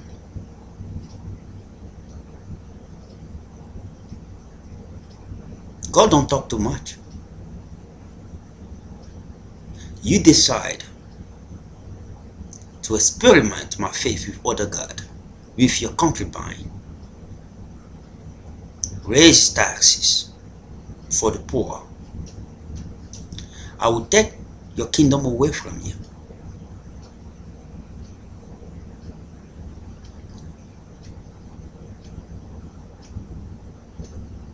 He want to turn back, try to talk to God, but God disappear. What happened is this. You wanted to take money from the poor. You walking on the street where nobody sees you, nobody notices you. You refuse to do the right thing. Give a dime to a poor. Many of us walking out there, they always want to look good. They want people to see them good. But inside, their heart are pure, are full of darkness. And they think that they can hide away from God.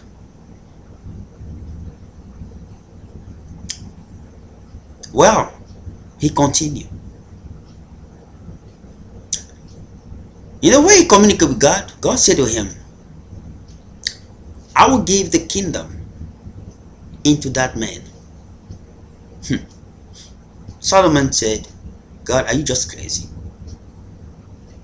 That guy was a poor freaking guy that I took out of the street, and I brought him to build the kingdom, the church, the synagogue. God said, it is my choice. He followed me. He have faith in me. He will use that good. He said, no, nada. It will not happen. All right. God said, no problem. I'll create problems into your kingdom. Well, wait. He said to the poor man, go to Egypt and return when I will tell you to return. Egypt was the hiding place for God. He said the same thing to Jesus and Joseph and Mary, and come back. So he said to the guy, the Jew, my people, they have 12 tribes from Jacob. These are the tribes. You gave 2 to Solomon and you take 10. What will happen is this. You're going to try to negotiate with him and give him a chance to change his mind. He's dying. And his son, he want to give the throne to his son, who is also very tougher. So go and try to meet with Solomon. The guy say he's gonna go. They're gonna arrest him. God said, no, don't fear. He went over there. After Solomon tried to kill him, and he was not. Vanity of vanity, everything's vanity, came from where? It's because he had the money. He had the power. He had the men. But he was not able to kill and arrest a simple person who had nothing. That's what happened. So at the end, he sat down and said, vanity of vanity, everything is vanity, because he have the gold, the plate, all this stuff. Meaningless. That's where it comes from. You who are reading that Bible, that's where it comes from. It came from a lesson he learned. From God. Not from men, from God. He could not kill a simple person. He sent a group of people to find the guy. They could not find him. All the secret services, they could not find him. With all the money he have, tried to talk to other kings, they could not find the guy. Now the guy have the courage to come inside of his throne, request a meeting with him. Solomon said, okay, he come in. I'm going to arrest him. The guy came. He said, Solomon, God told me, if you're not willing to reduce the taxes for the poor and remove all those other god statues that you have here, in the street of Jerusalem. Your day accounted, and your kingdom day accounted. You'll be divided in two. This is your two stripe that God told me to give you. Solomon said, who are you to come and talk to me like that? Remember, you're talking to a king. He said, no, you're not my king. God is my king. Arrest him. He said to the bodyguard, arrest the guy. Nobody moved. He said, arrest him. Nobody moved. It's like they were hypnotized. He understood, because he's also a man of God. He understood what was going on. The guy, the symbol Yokoba, he left the place.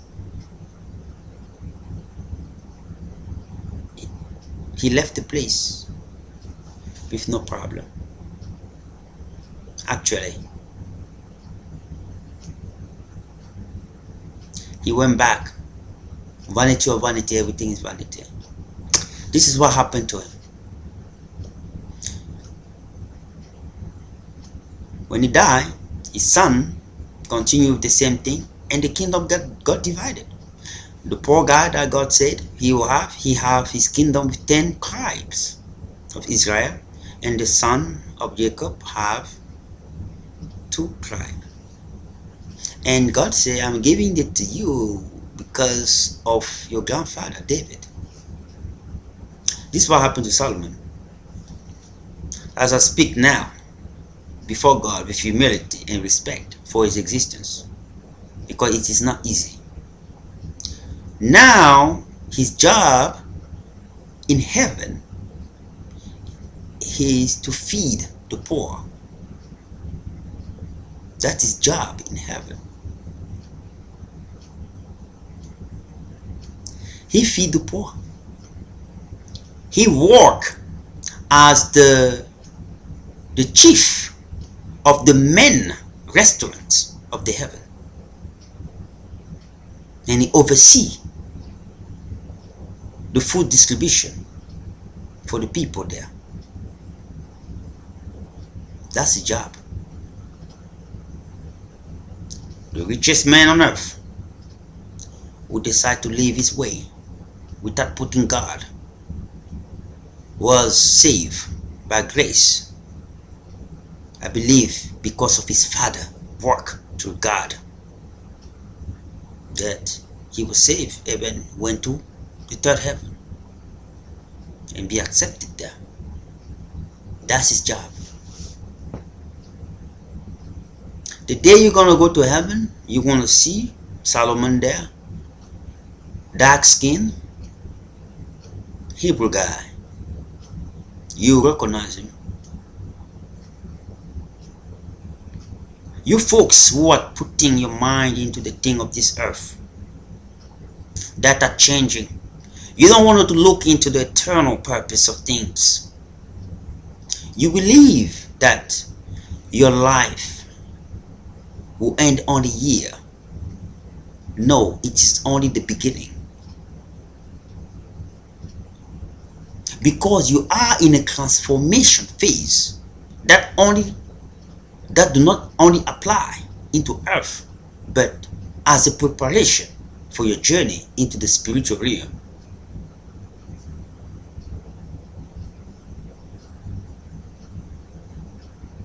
There is no red carpet for you in heaven.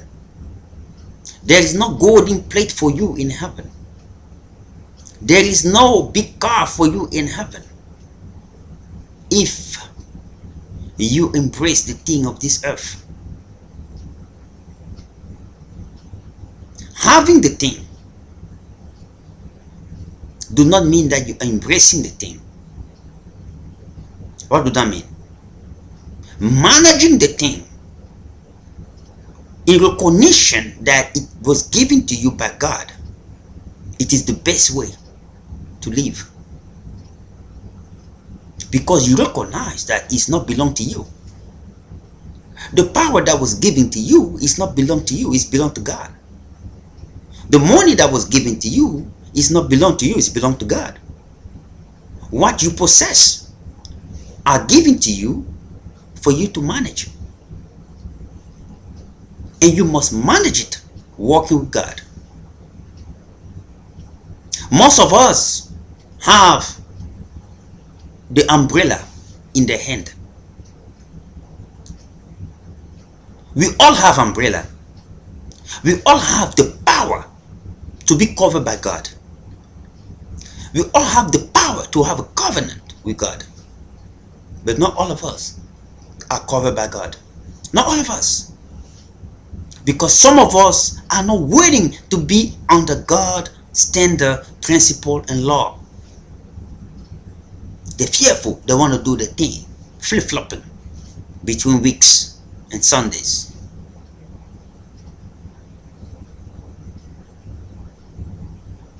You want to be under God's umbrella, you're going to have to accept His principle, standard, and law so that He can be with you and protect you.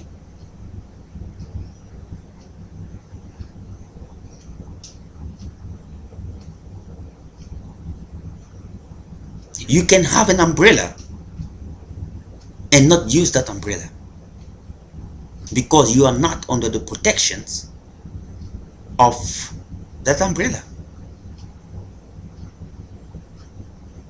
If you have an umbrella in your hand, it does not mean that when it rains, you will not be wet. God is with me. Do God is acting in your behalf? Question mark. I don't know. Because your heart is not with God. But now having an umbrella that is open, it will rain, but you will be protected from the rain and not be wet.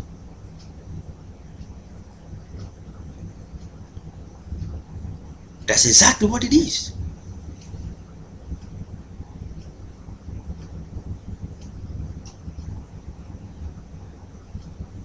We wanted to live a life beside putting God aside.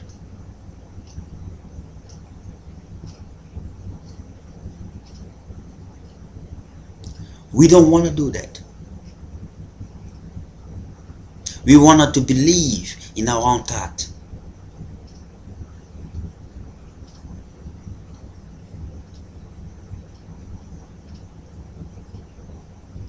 Do you know what, like somebody said last time, do you know what David said to Goliath?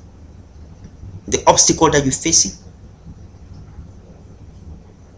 He said to Goliath that you are not even circumcised. Do you know what that means? Circumcision. It is a spiritual covenant that the people of God had with God. People have no clue. So you are not even under the cover of God. And today I'm saying I'm gonna kill you and cut your head and put it in a plate. And he did, because he was not. Physically, he looked taller and bigger, but spiritually he was like even less than a baby.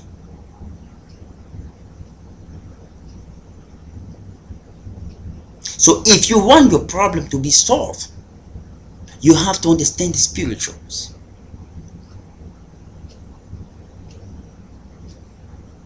If this world want the problem to be solved, they must understand the spirituals. Because nothing happens in this earth without happening first in the spiritual realms. Decisions are made there. And we only see what I can call the signs. The sign of what cannot be seen. It's like you're sick. The only thing people can see are the signs. They cannot see the disease. They can only see the signs that can link them into the disease if they understand the signs. It's the same thing, because sometimes we don't even understand the signs. Sometimes we can see somebody with the sign and symptom, but we don't know exactly what kind of disease it is, because we don't have the knowledge. We are not savvy into that specific area. It is the same thing with the spiritual and the manifestation of the spiritual into our life. Things are happening to our lives, but it's because we don't understand the sign that derived from the spiritual realms, we are not able to solve our problems. In order for you to solve, to kill the fire somewhere, you have to go into the core in which that fire generated. You cannot be superficial. You're going to stay there for a long time. Our problem as spirituals, unless we start facing the spirituals and being under the command of God, we will continue to face difficulty and adversities. You can still be under the command of God and still face adversity and difficulties, but you will win in a timely manner according to His plan. Why? Because as I stated before, Lucifer will always challenge God's will on people.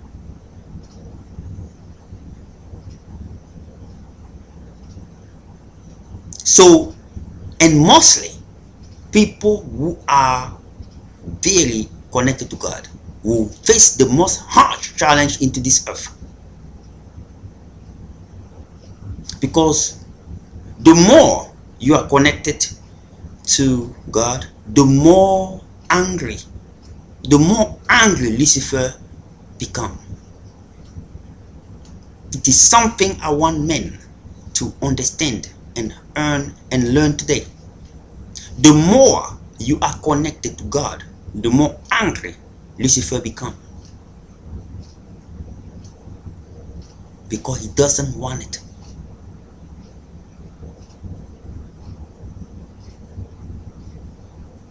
The less you are connected to God, the less he's concerned, because he knows you are walking under the shadow. You never find yourself. Remember this. He wants people to walk blinded. The more you walk into a light, the true light, the more open your eyes will become, and the more you will know the truth. That's the reason why he's very angry.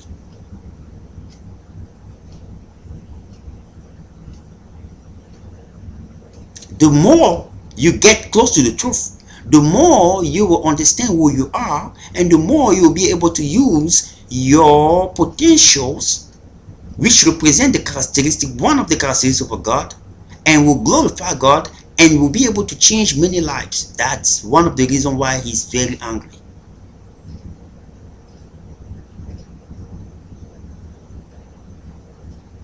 And the more people you will be able to transform, the more you're going to mix up his attack against God. That's the reason why he's very pissed.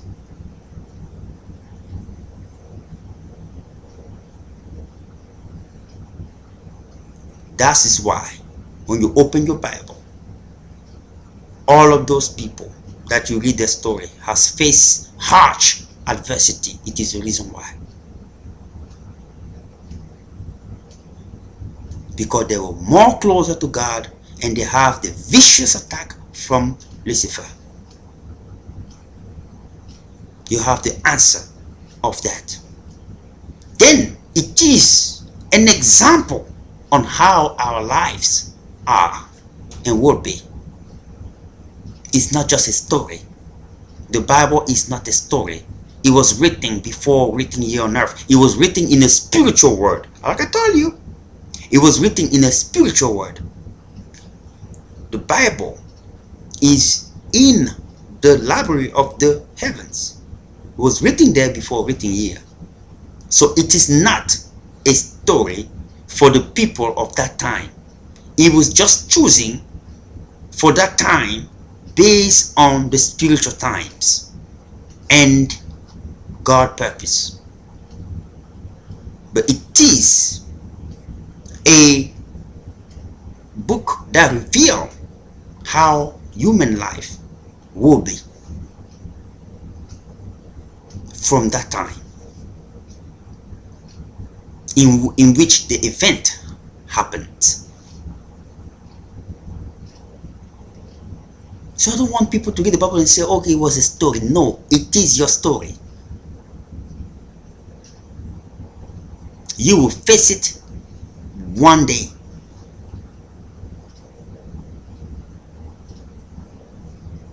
You'll be like that. You're going to speak the truth. People are going to call you liar. You do nothing, you lose. You do everything that is right, and at the end you have hate. You'll be sitting down just talking about good thing, you have evil at the end. You'll be accused irrationally and be thrown to jail. You're going to lose everything you have, and people will flee away from you. You're going to have disease and leprosy, and people will run away from you. You're going to have people going to challenge your faith.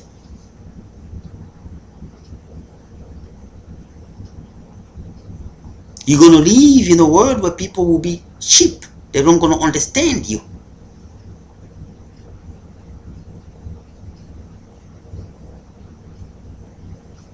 You're going to be stoned or scattered away if you continue in your preaching or disturbance of people's peace. You told me if what I just say is something that you think is not happening in this world.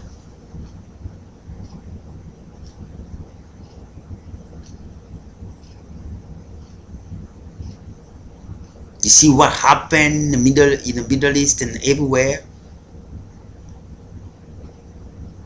and here and everywhere. God created a religion, starting from Moses. Lucifer did the same.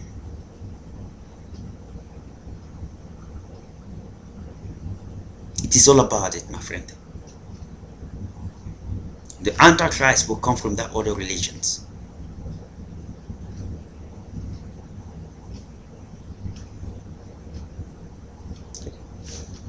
Lucifer will raise him up the way that God raised Jesus Christ up.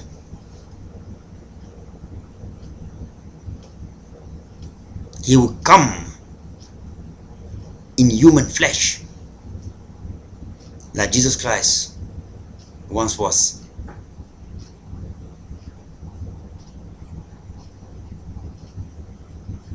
Rule a vicious kingdom here on earth.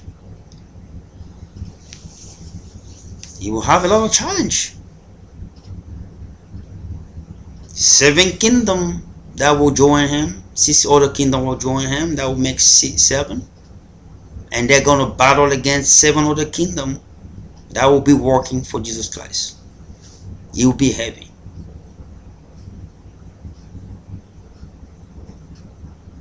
The book of Daniel was not written twice. It was written once.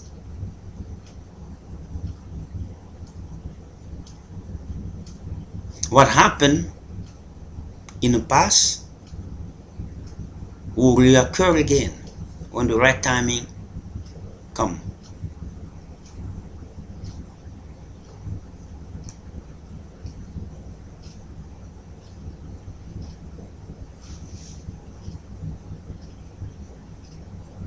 I believe that the United States will play a big role into the future of this world. Not because they are perfect, but because there's a blessing of God within, and also they are doing what others have not done before.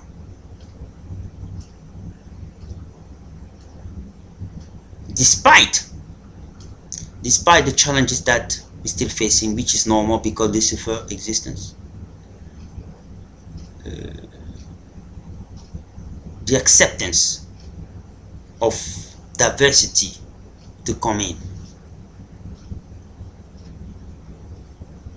That is the blessing. That strategy used by people who think, well, that's why they will play a big role. If they continue with that, I believe they will, because it's something that they don't play with it.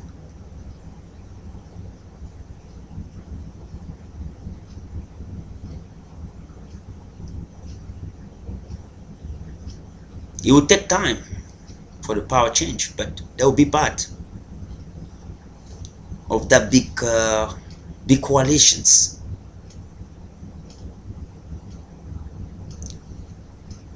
The point is this: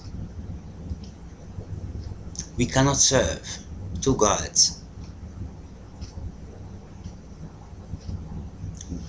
Yes, indeed, God is aware that Lucifer exists in his agenda. God is aware of it. People think that God is not. He is aware that Lucifer is challenging every decision, everything he touched.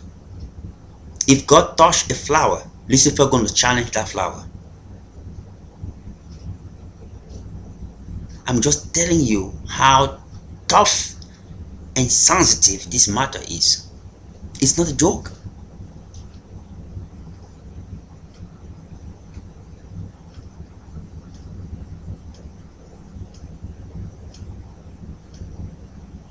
So the decision God made was right to create earth, hell. He made the right decision.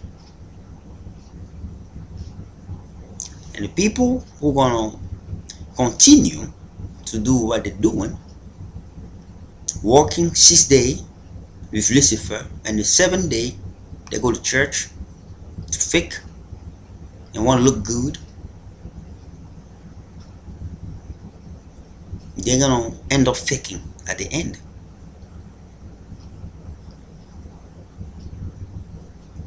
Remember, Jesus Christ said, whoever do evil will get evil at the end. Whoever do good will get good at the end. It's simple. You are always going to face adversity. God will be there with you. God will always enjoy being with you in your solitude and suffering. Remember when Moses said to Joshua, I am 120 years old, and God made it clear to me that I will not see the promised land. He made it very clear, because everybody knows why. I tried to glorify myself in a certain point, tried to knock that rock, water come out now. And God said, wait a minute. Rock, I command you to get water now. So the guy is becoming his own God now. When he realized that, he said, in the name of Elohim Yahweh, I command you to, and the water came out. All right. God didn't forget that. So he said to him, you will not cross the river, the water. You stand there. You see it from a distance. And he said to Joshua, be strong, because God told me he's already in the other side. You will face adversity and challenge, but don't give up. Some people think they are with God, they're walking with God, everything is good. They will not have any difficulties. Who told you that? I just told you that if God touched even a flower, Lucifer will challenge the flower.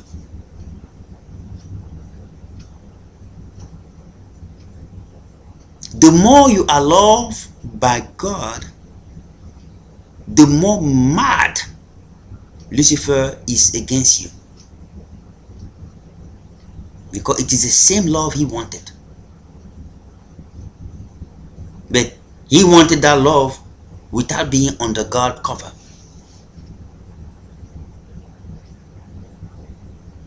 I want your love, but you let me do my thing. Like some people do here. I do my thing, I'll deal with God later. I do what I gotta do. I do my thing, you know. That's what Lucifer like to do. And he like to lie into people like that. And most of us in the industry today, all the young folks, be doing exactly what he's doing.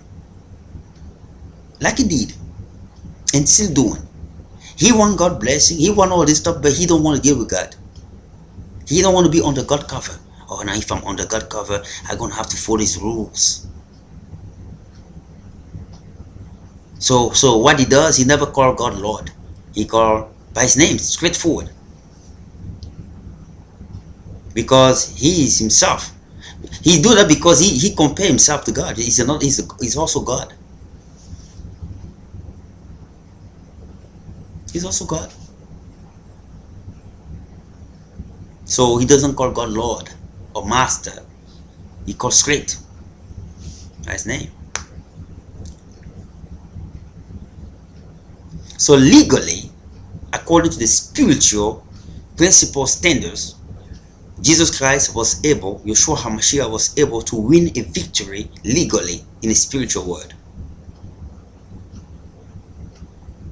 Legally, how did that mean? When the first Adam fell, legally, Lucifer won, got the power from men, given to him legally, spiritually. So men didn't have a standard to live in for a God that they'd never seen. Disturbance and stuff was happening and mixed up, and God have to destroy those folks during the Noah time. He just got mad of those folks because there was no standard.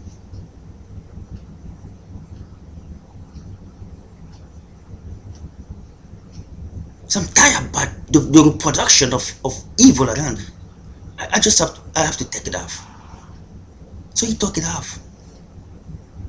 So now he brought in a standard, Jesus Christ. And the way he brought it in as a human being, God in man. And he came in and suffered and paid the price and won the victory legally in the spiritual realm. So now when you speak truly from your heart on on the name of Jesus Christ, he have to pull down. But if you're faking, he will not pull down because he know you're faking. He know you're one of him. He know your heart. He know that in front of people you're gonna look good, but behind the curtain you're gonna do your evil stuff. So when you're gonna start talking about Jesus Christ, they're gonna be behind the curtain laughing. Look at him. He's like us. People cannot just see it.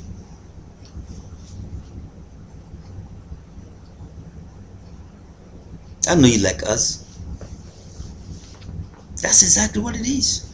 So you have to know exactly the challenge. You face tribulations.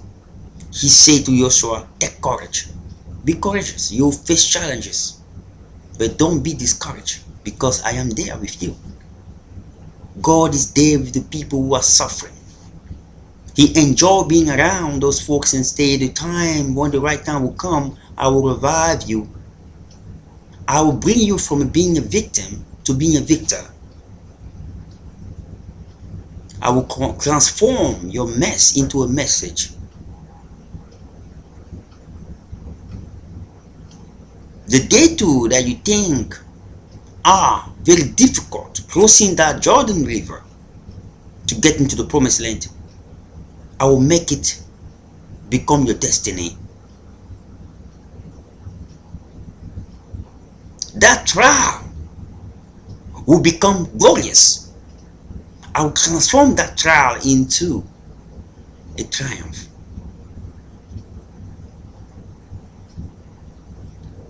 Then when you reach that level, you'll be able to build through that experience a proven character with a proven experience that will make you lead and show into you and to you my glory, how I want men to live. And you will have hope because you have not dismissed me out of your counting.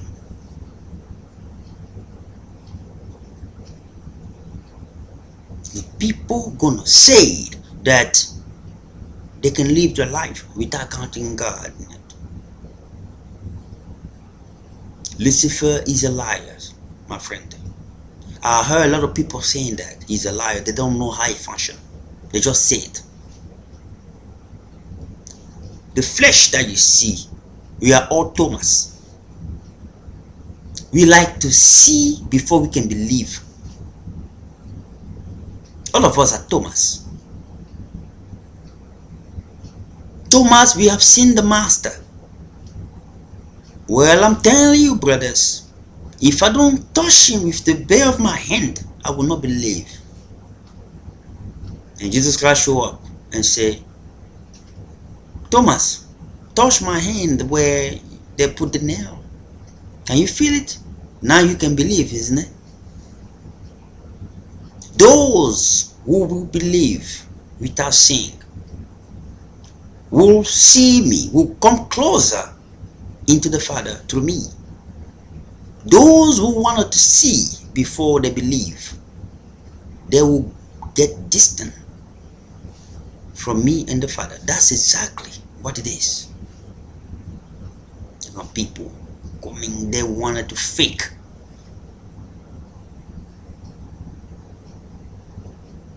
You wanted to say to people, men always want to see before they can believe. You have to tell them how hell is. You have to tell them the spiritual fight and battle that exists. That it's not even about us. It's about God. It is the battle that Lucifer have against God. The hate he have against him. And we are the consequence of that battle. If somebody hate you, the probability of hating your children are pretty much high. It's the same thing. Or either he will try to corrupt one of the children to become like him, so he can have more linearity to harm you, when actually the bad seed is inside of your house, is even more efficient. That's what Lucifer is doing.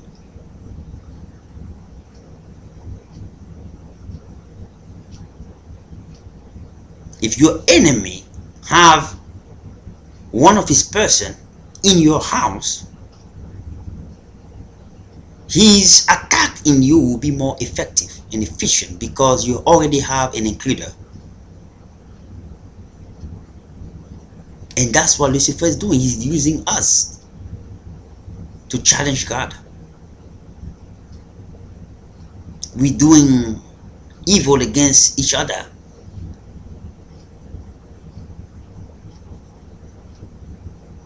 and he stay behind and clapping. Let's celebrate. Let them see kill themselves. Those suckers.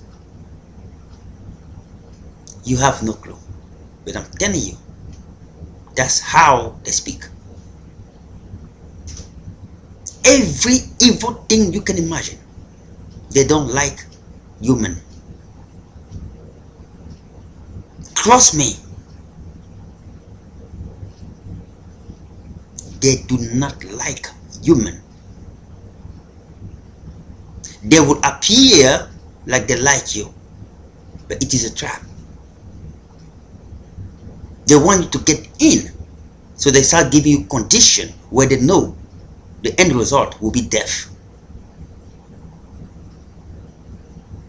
And they know they already have your soul, so what? Death? Hell. That's what it is. They're not like human. I forgot. Exclusively those who are closer to God. They will face more adversity than any other person. Who? Those Christians. You have the most big challenge. God, Lucifer can work with God at least, but not with Jesus Christ. Who? Jesus Christ, who came and take my place that I'm supposed to have in heaven? I will kill all those Christians. That's his work. At this moment. But he cannot face, Jesus like that. Because Jesus Christ beat him on the cross. As a human. So he doesn't even want to hear his name. A human beat me?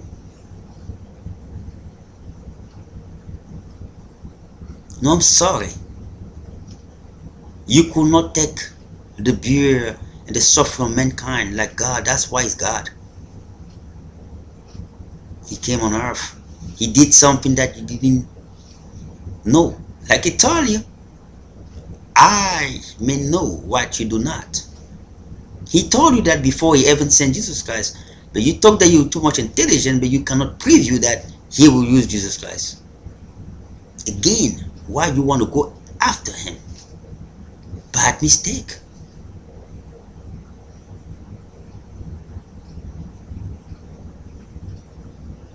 I might know what you may not. Jesus Christ came. Nobody knew that God would come in the form of a man. If the glory, when you see how he controls the universe, how are you going to do that? A simple, very small earth? Tracking story. Something that you cannot even see in the map of the heavens when you look. Unless you start depicting, going down into the digital camera thing, you don't gonna see it. That's something that Lucifer didn't even think he gonna do. Have the Holy Spirit involved. He didn't think they're gonna do that. So God said, I know what you may not. And it is a message for all men. You know what God wants you to know. If God don't want you to know something, you don't know nothing about it. You'll be blinded. It is very simple. He knows what we do not know. The folks who think that they can plan. Are God gonna do this? We believe you have to do this. In order for me to do this, I believe He's gonna do this. Why you don't waste that time praying? Maybe that might help you. Don't waste your time trying to plan how God gonna act. Waste that time praying.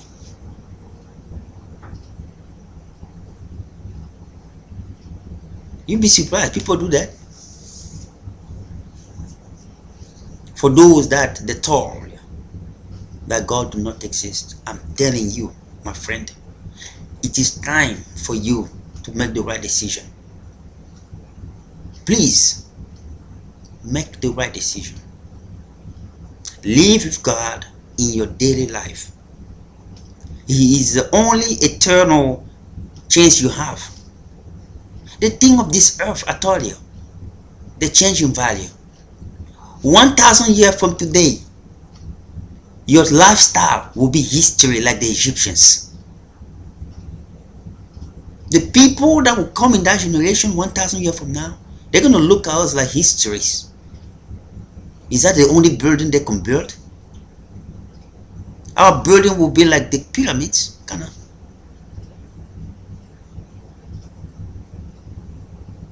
We think that we have enjoyed our technology, we think that God have already planned.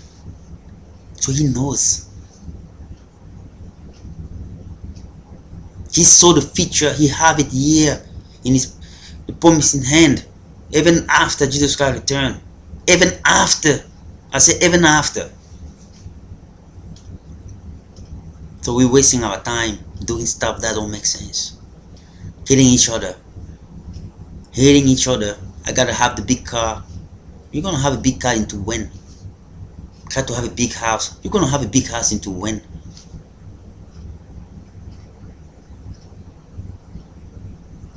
I need to have the better thing and this and that. Beauty in a certain point will fade. Good looking dust.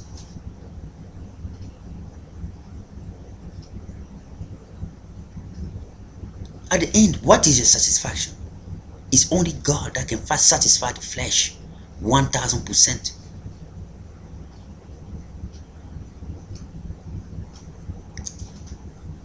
Lucifer will not.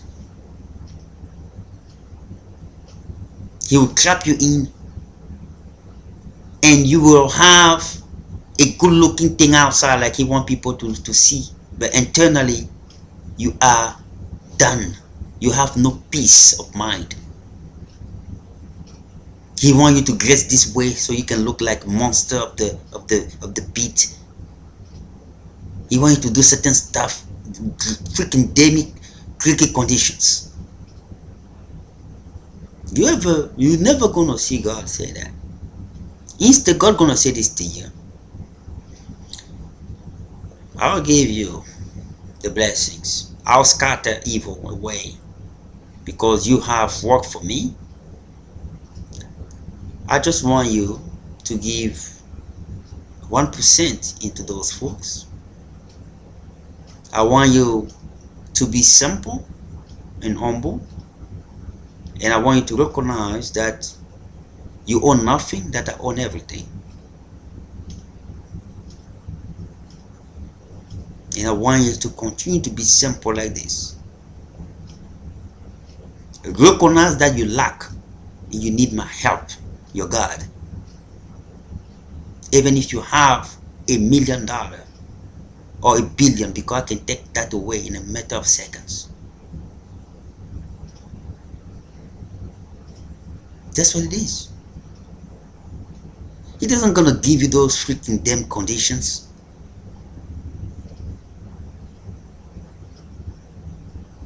When people put condition in your path, what does that mean?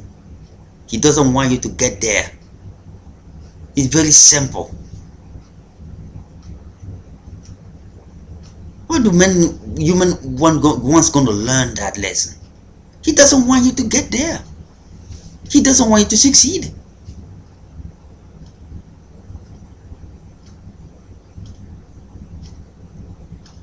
When somebody bring you in with no problems, and then in the middle of it start bringing condition, you know what he's doing? He put you in a mixed up situation because you can't get out. You cannot get out. You're already in a mixed up situation. But God will tell you in advance, this is the situation. Do you want to come with me or you don't want? So you start thinking how the situation is and what it is, because there's nothing he's lying. It's nothing is hiding. Joshua, I am with you. You see that river? You cross it, but I'm already there on the other side. I'll be with you, but you're going to face the Philistine. You're going to face the adversity. You're going to face the lion. You're going to face the reptile. You're going to face the elephant. I'll be there. He already tell you what you're going to face. But Lucifer going to say to you, you see, there's nothing. You can go. And then when you go in, the lion show up. Lucifer says, all right. I can help you here, but I want you to do this. That's how I function.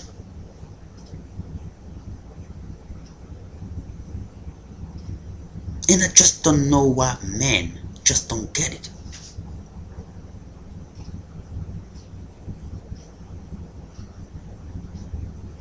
If what I'm saying, I'm pretty sure many people know. Those folks who are concerned, they know exactly that what I'm saying is true.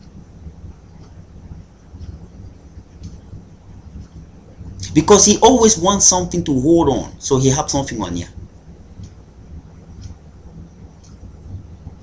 So that tomorrow when you look up, down, the only thing you gotta do, I want to tell myself.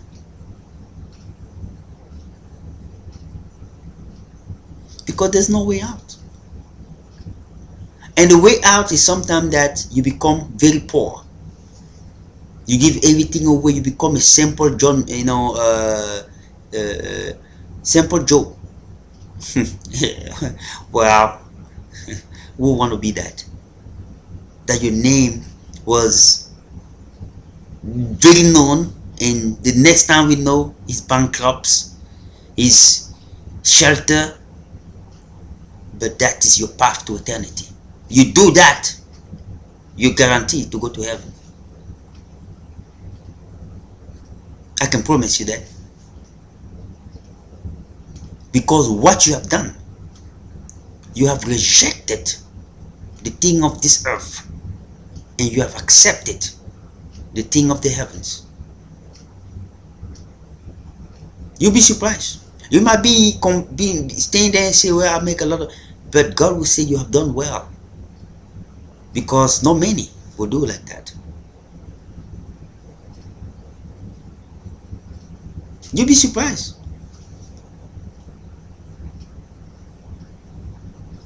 But many will say, no, I don't gonna do that.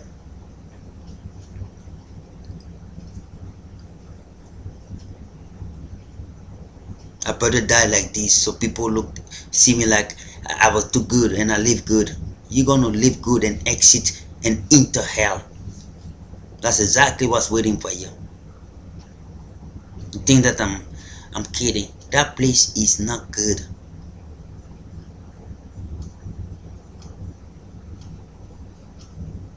I believe there's not even a word to say.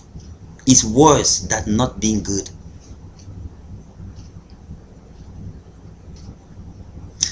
Pretty much, it is a place you don't want a soul to go. Just put it like that. God didn't make it for human. He made it for Lucifer and his demon, the 1/3 that revolted against him. That's the reason why it's so harsh, because it was made according to the level.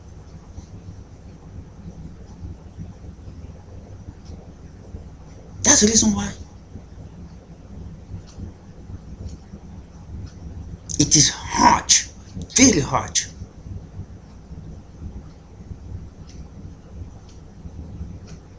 It was not mean for men, period.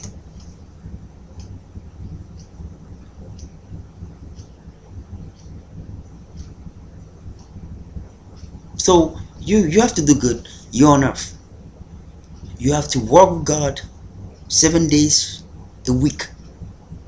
Do not work with Lucifer 6 days a week and on Sunday you go to church. God will be there but will not be with you. You will have an umbrella but will not be covered.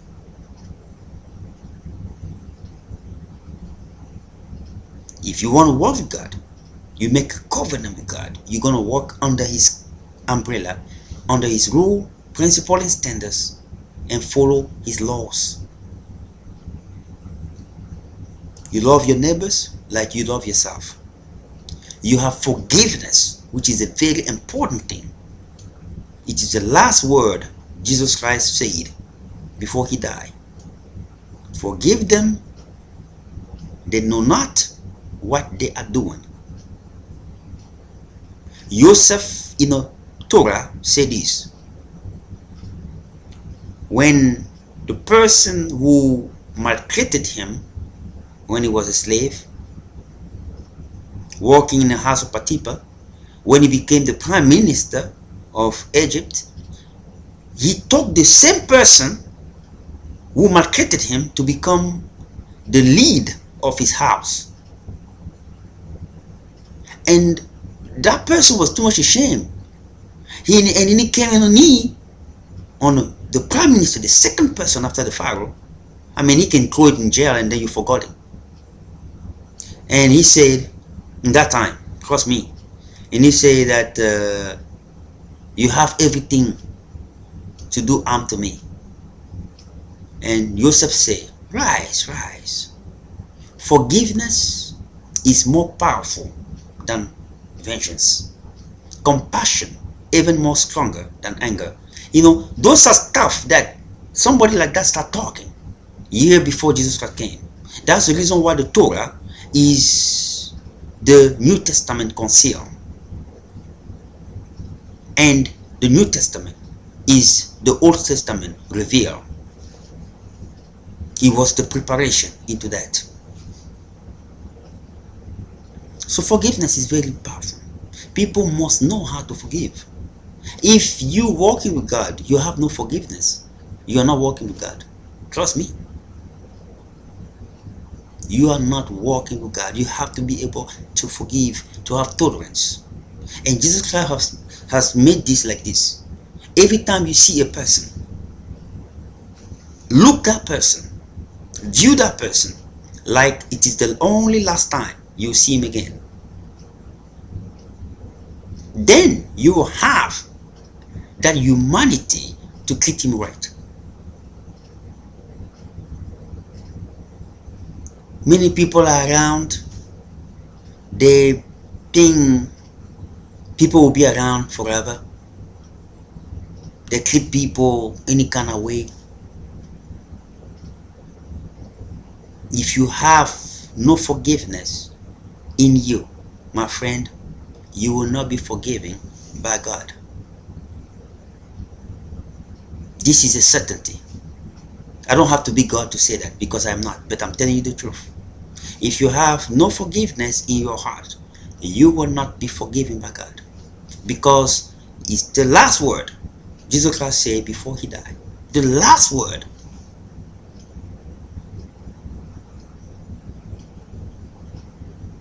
So if Jesus Christ was able to give up his right for other people who committed that severity on him to be punished, he gave up his right at the last second, at the last. If you're not able to do that, you will not be forgiving as well, because forgiveness is giving up your right to punish another person. And he was able to do that, and that was the initiation of salvation.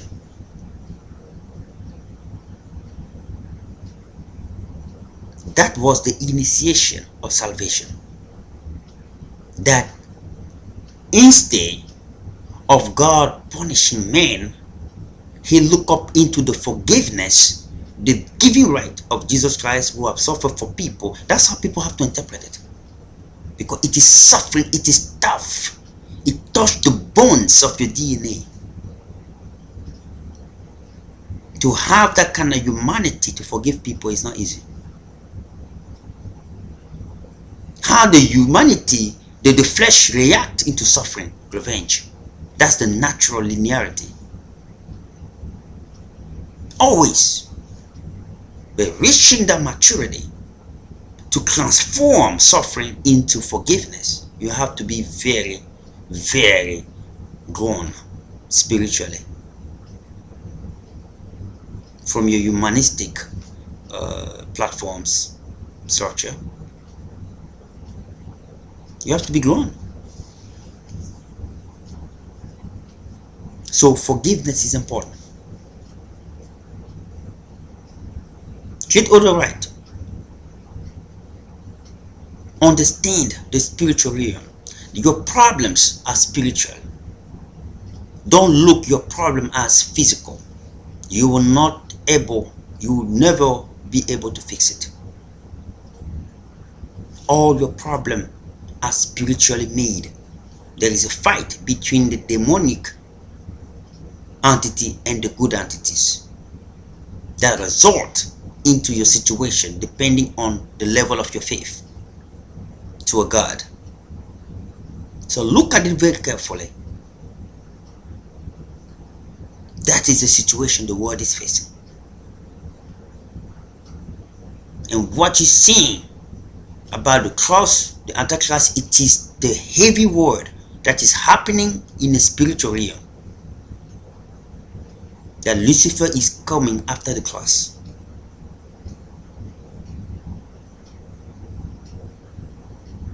It's not you. We are only the consequences. He is after Jesus Christ. That's what it is. So, with no further ado, I would like to pray for peace and tolerance into man's heart, to pursuit into the light for an eternal purpose of life transformations of generations present and future. As I said, I am not a priest, I am not a pastor or imam or whatever you might think in a religion's word. I am a believer of God in the pursuit of what was bestowed into me by Him through me, so that I can glorify Him with respect into His principle and standards. That's all I'm doing. I'm not a rabbi. I am just a person who put God first in everything I do. And that is how my inspiration derives from the heavens. Auf Wiedersehen, au revoir, muchacho, and a bientôt. You can reach me YouTube, Facebook, Twitter. Well, you can see me on Instagram, made space I report, and also Google Plus. On Google Plus, you can also see my blog there and some of the video as well. You can visit my website at www.angelhmadefoundit.org to see some of the YouTube video and some of the information that I have in there, and also make a donation as well. Most people don't like to do that because they think that everything they have in their head, we're gonna make this guy wealthy. No, you don't. Stop looking at the money. Stop focusing on the eternal purpose. Because when you start focusing on the eternal purpose, you're gonna do good. When you start focusing on money, you will never gonna do good. When I talk about money, I worry about money. I'm not worrying about the money, the importance of it. I'm worrying about I will not be able to do that eternal purpose. That's what I'm worrying about. But I know money is needed to get it done. There is no reason for a person to get money with no purpose. You will do nothing with it. But if you put the purpose first, you know for sure you need the money, and then you're going to have a good use of that money.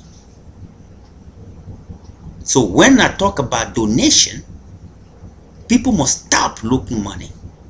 Look the purpose behind it. Look the eternal purpose. And that's what Lucifer is doing. He always tried to come into certain people and try to make them not look the eternal purpose, which is the purpose of God. Always turn people into the materialistic thing. And every time the flesh look into the materialistic thing, there's different kind of analysis, and God is not part of it. God would not be part of that. Remember, the Bible says God is not in man thinking.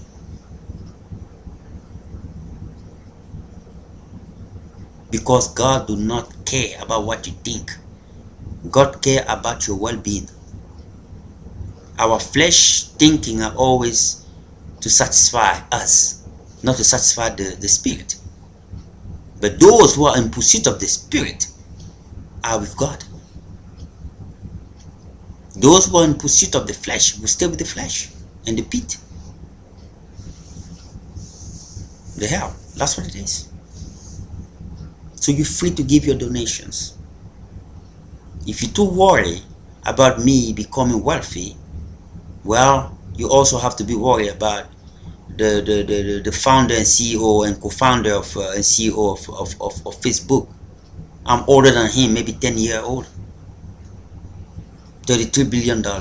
What wealth you gonna give me that people have never seen before? Jealousy, or what is it? I'm it's very satanic, the way we're thinking in this world today. Very satanic.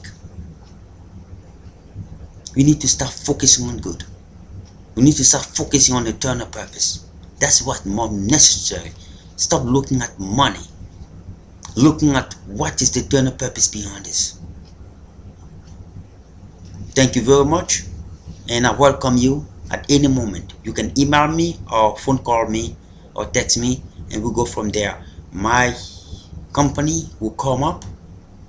I gave you the preamble of the technology that I'm bringing into this world, and they will have a life transformation. And I'm calling for people to join me now.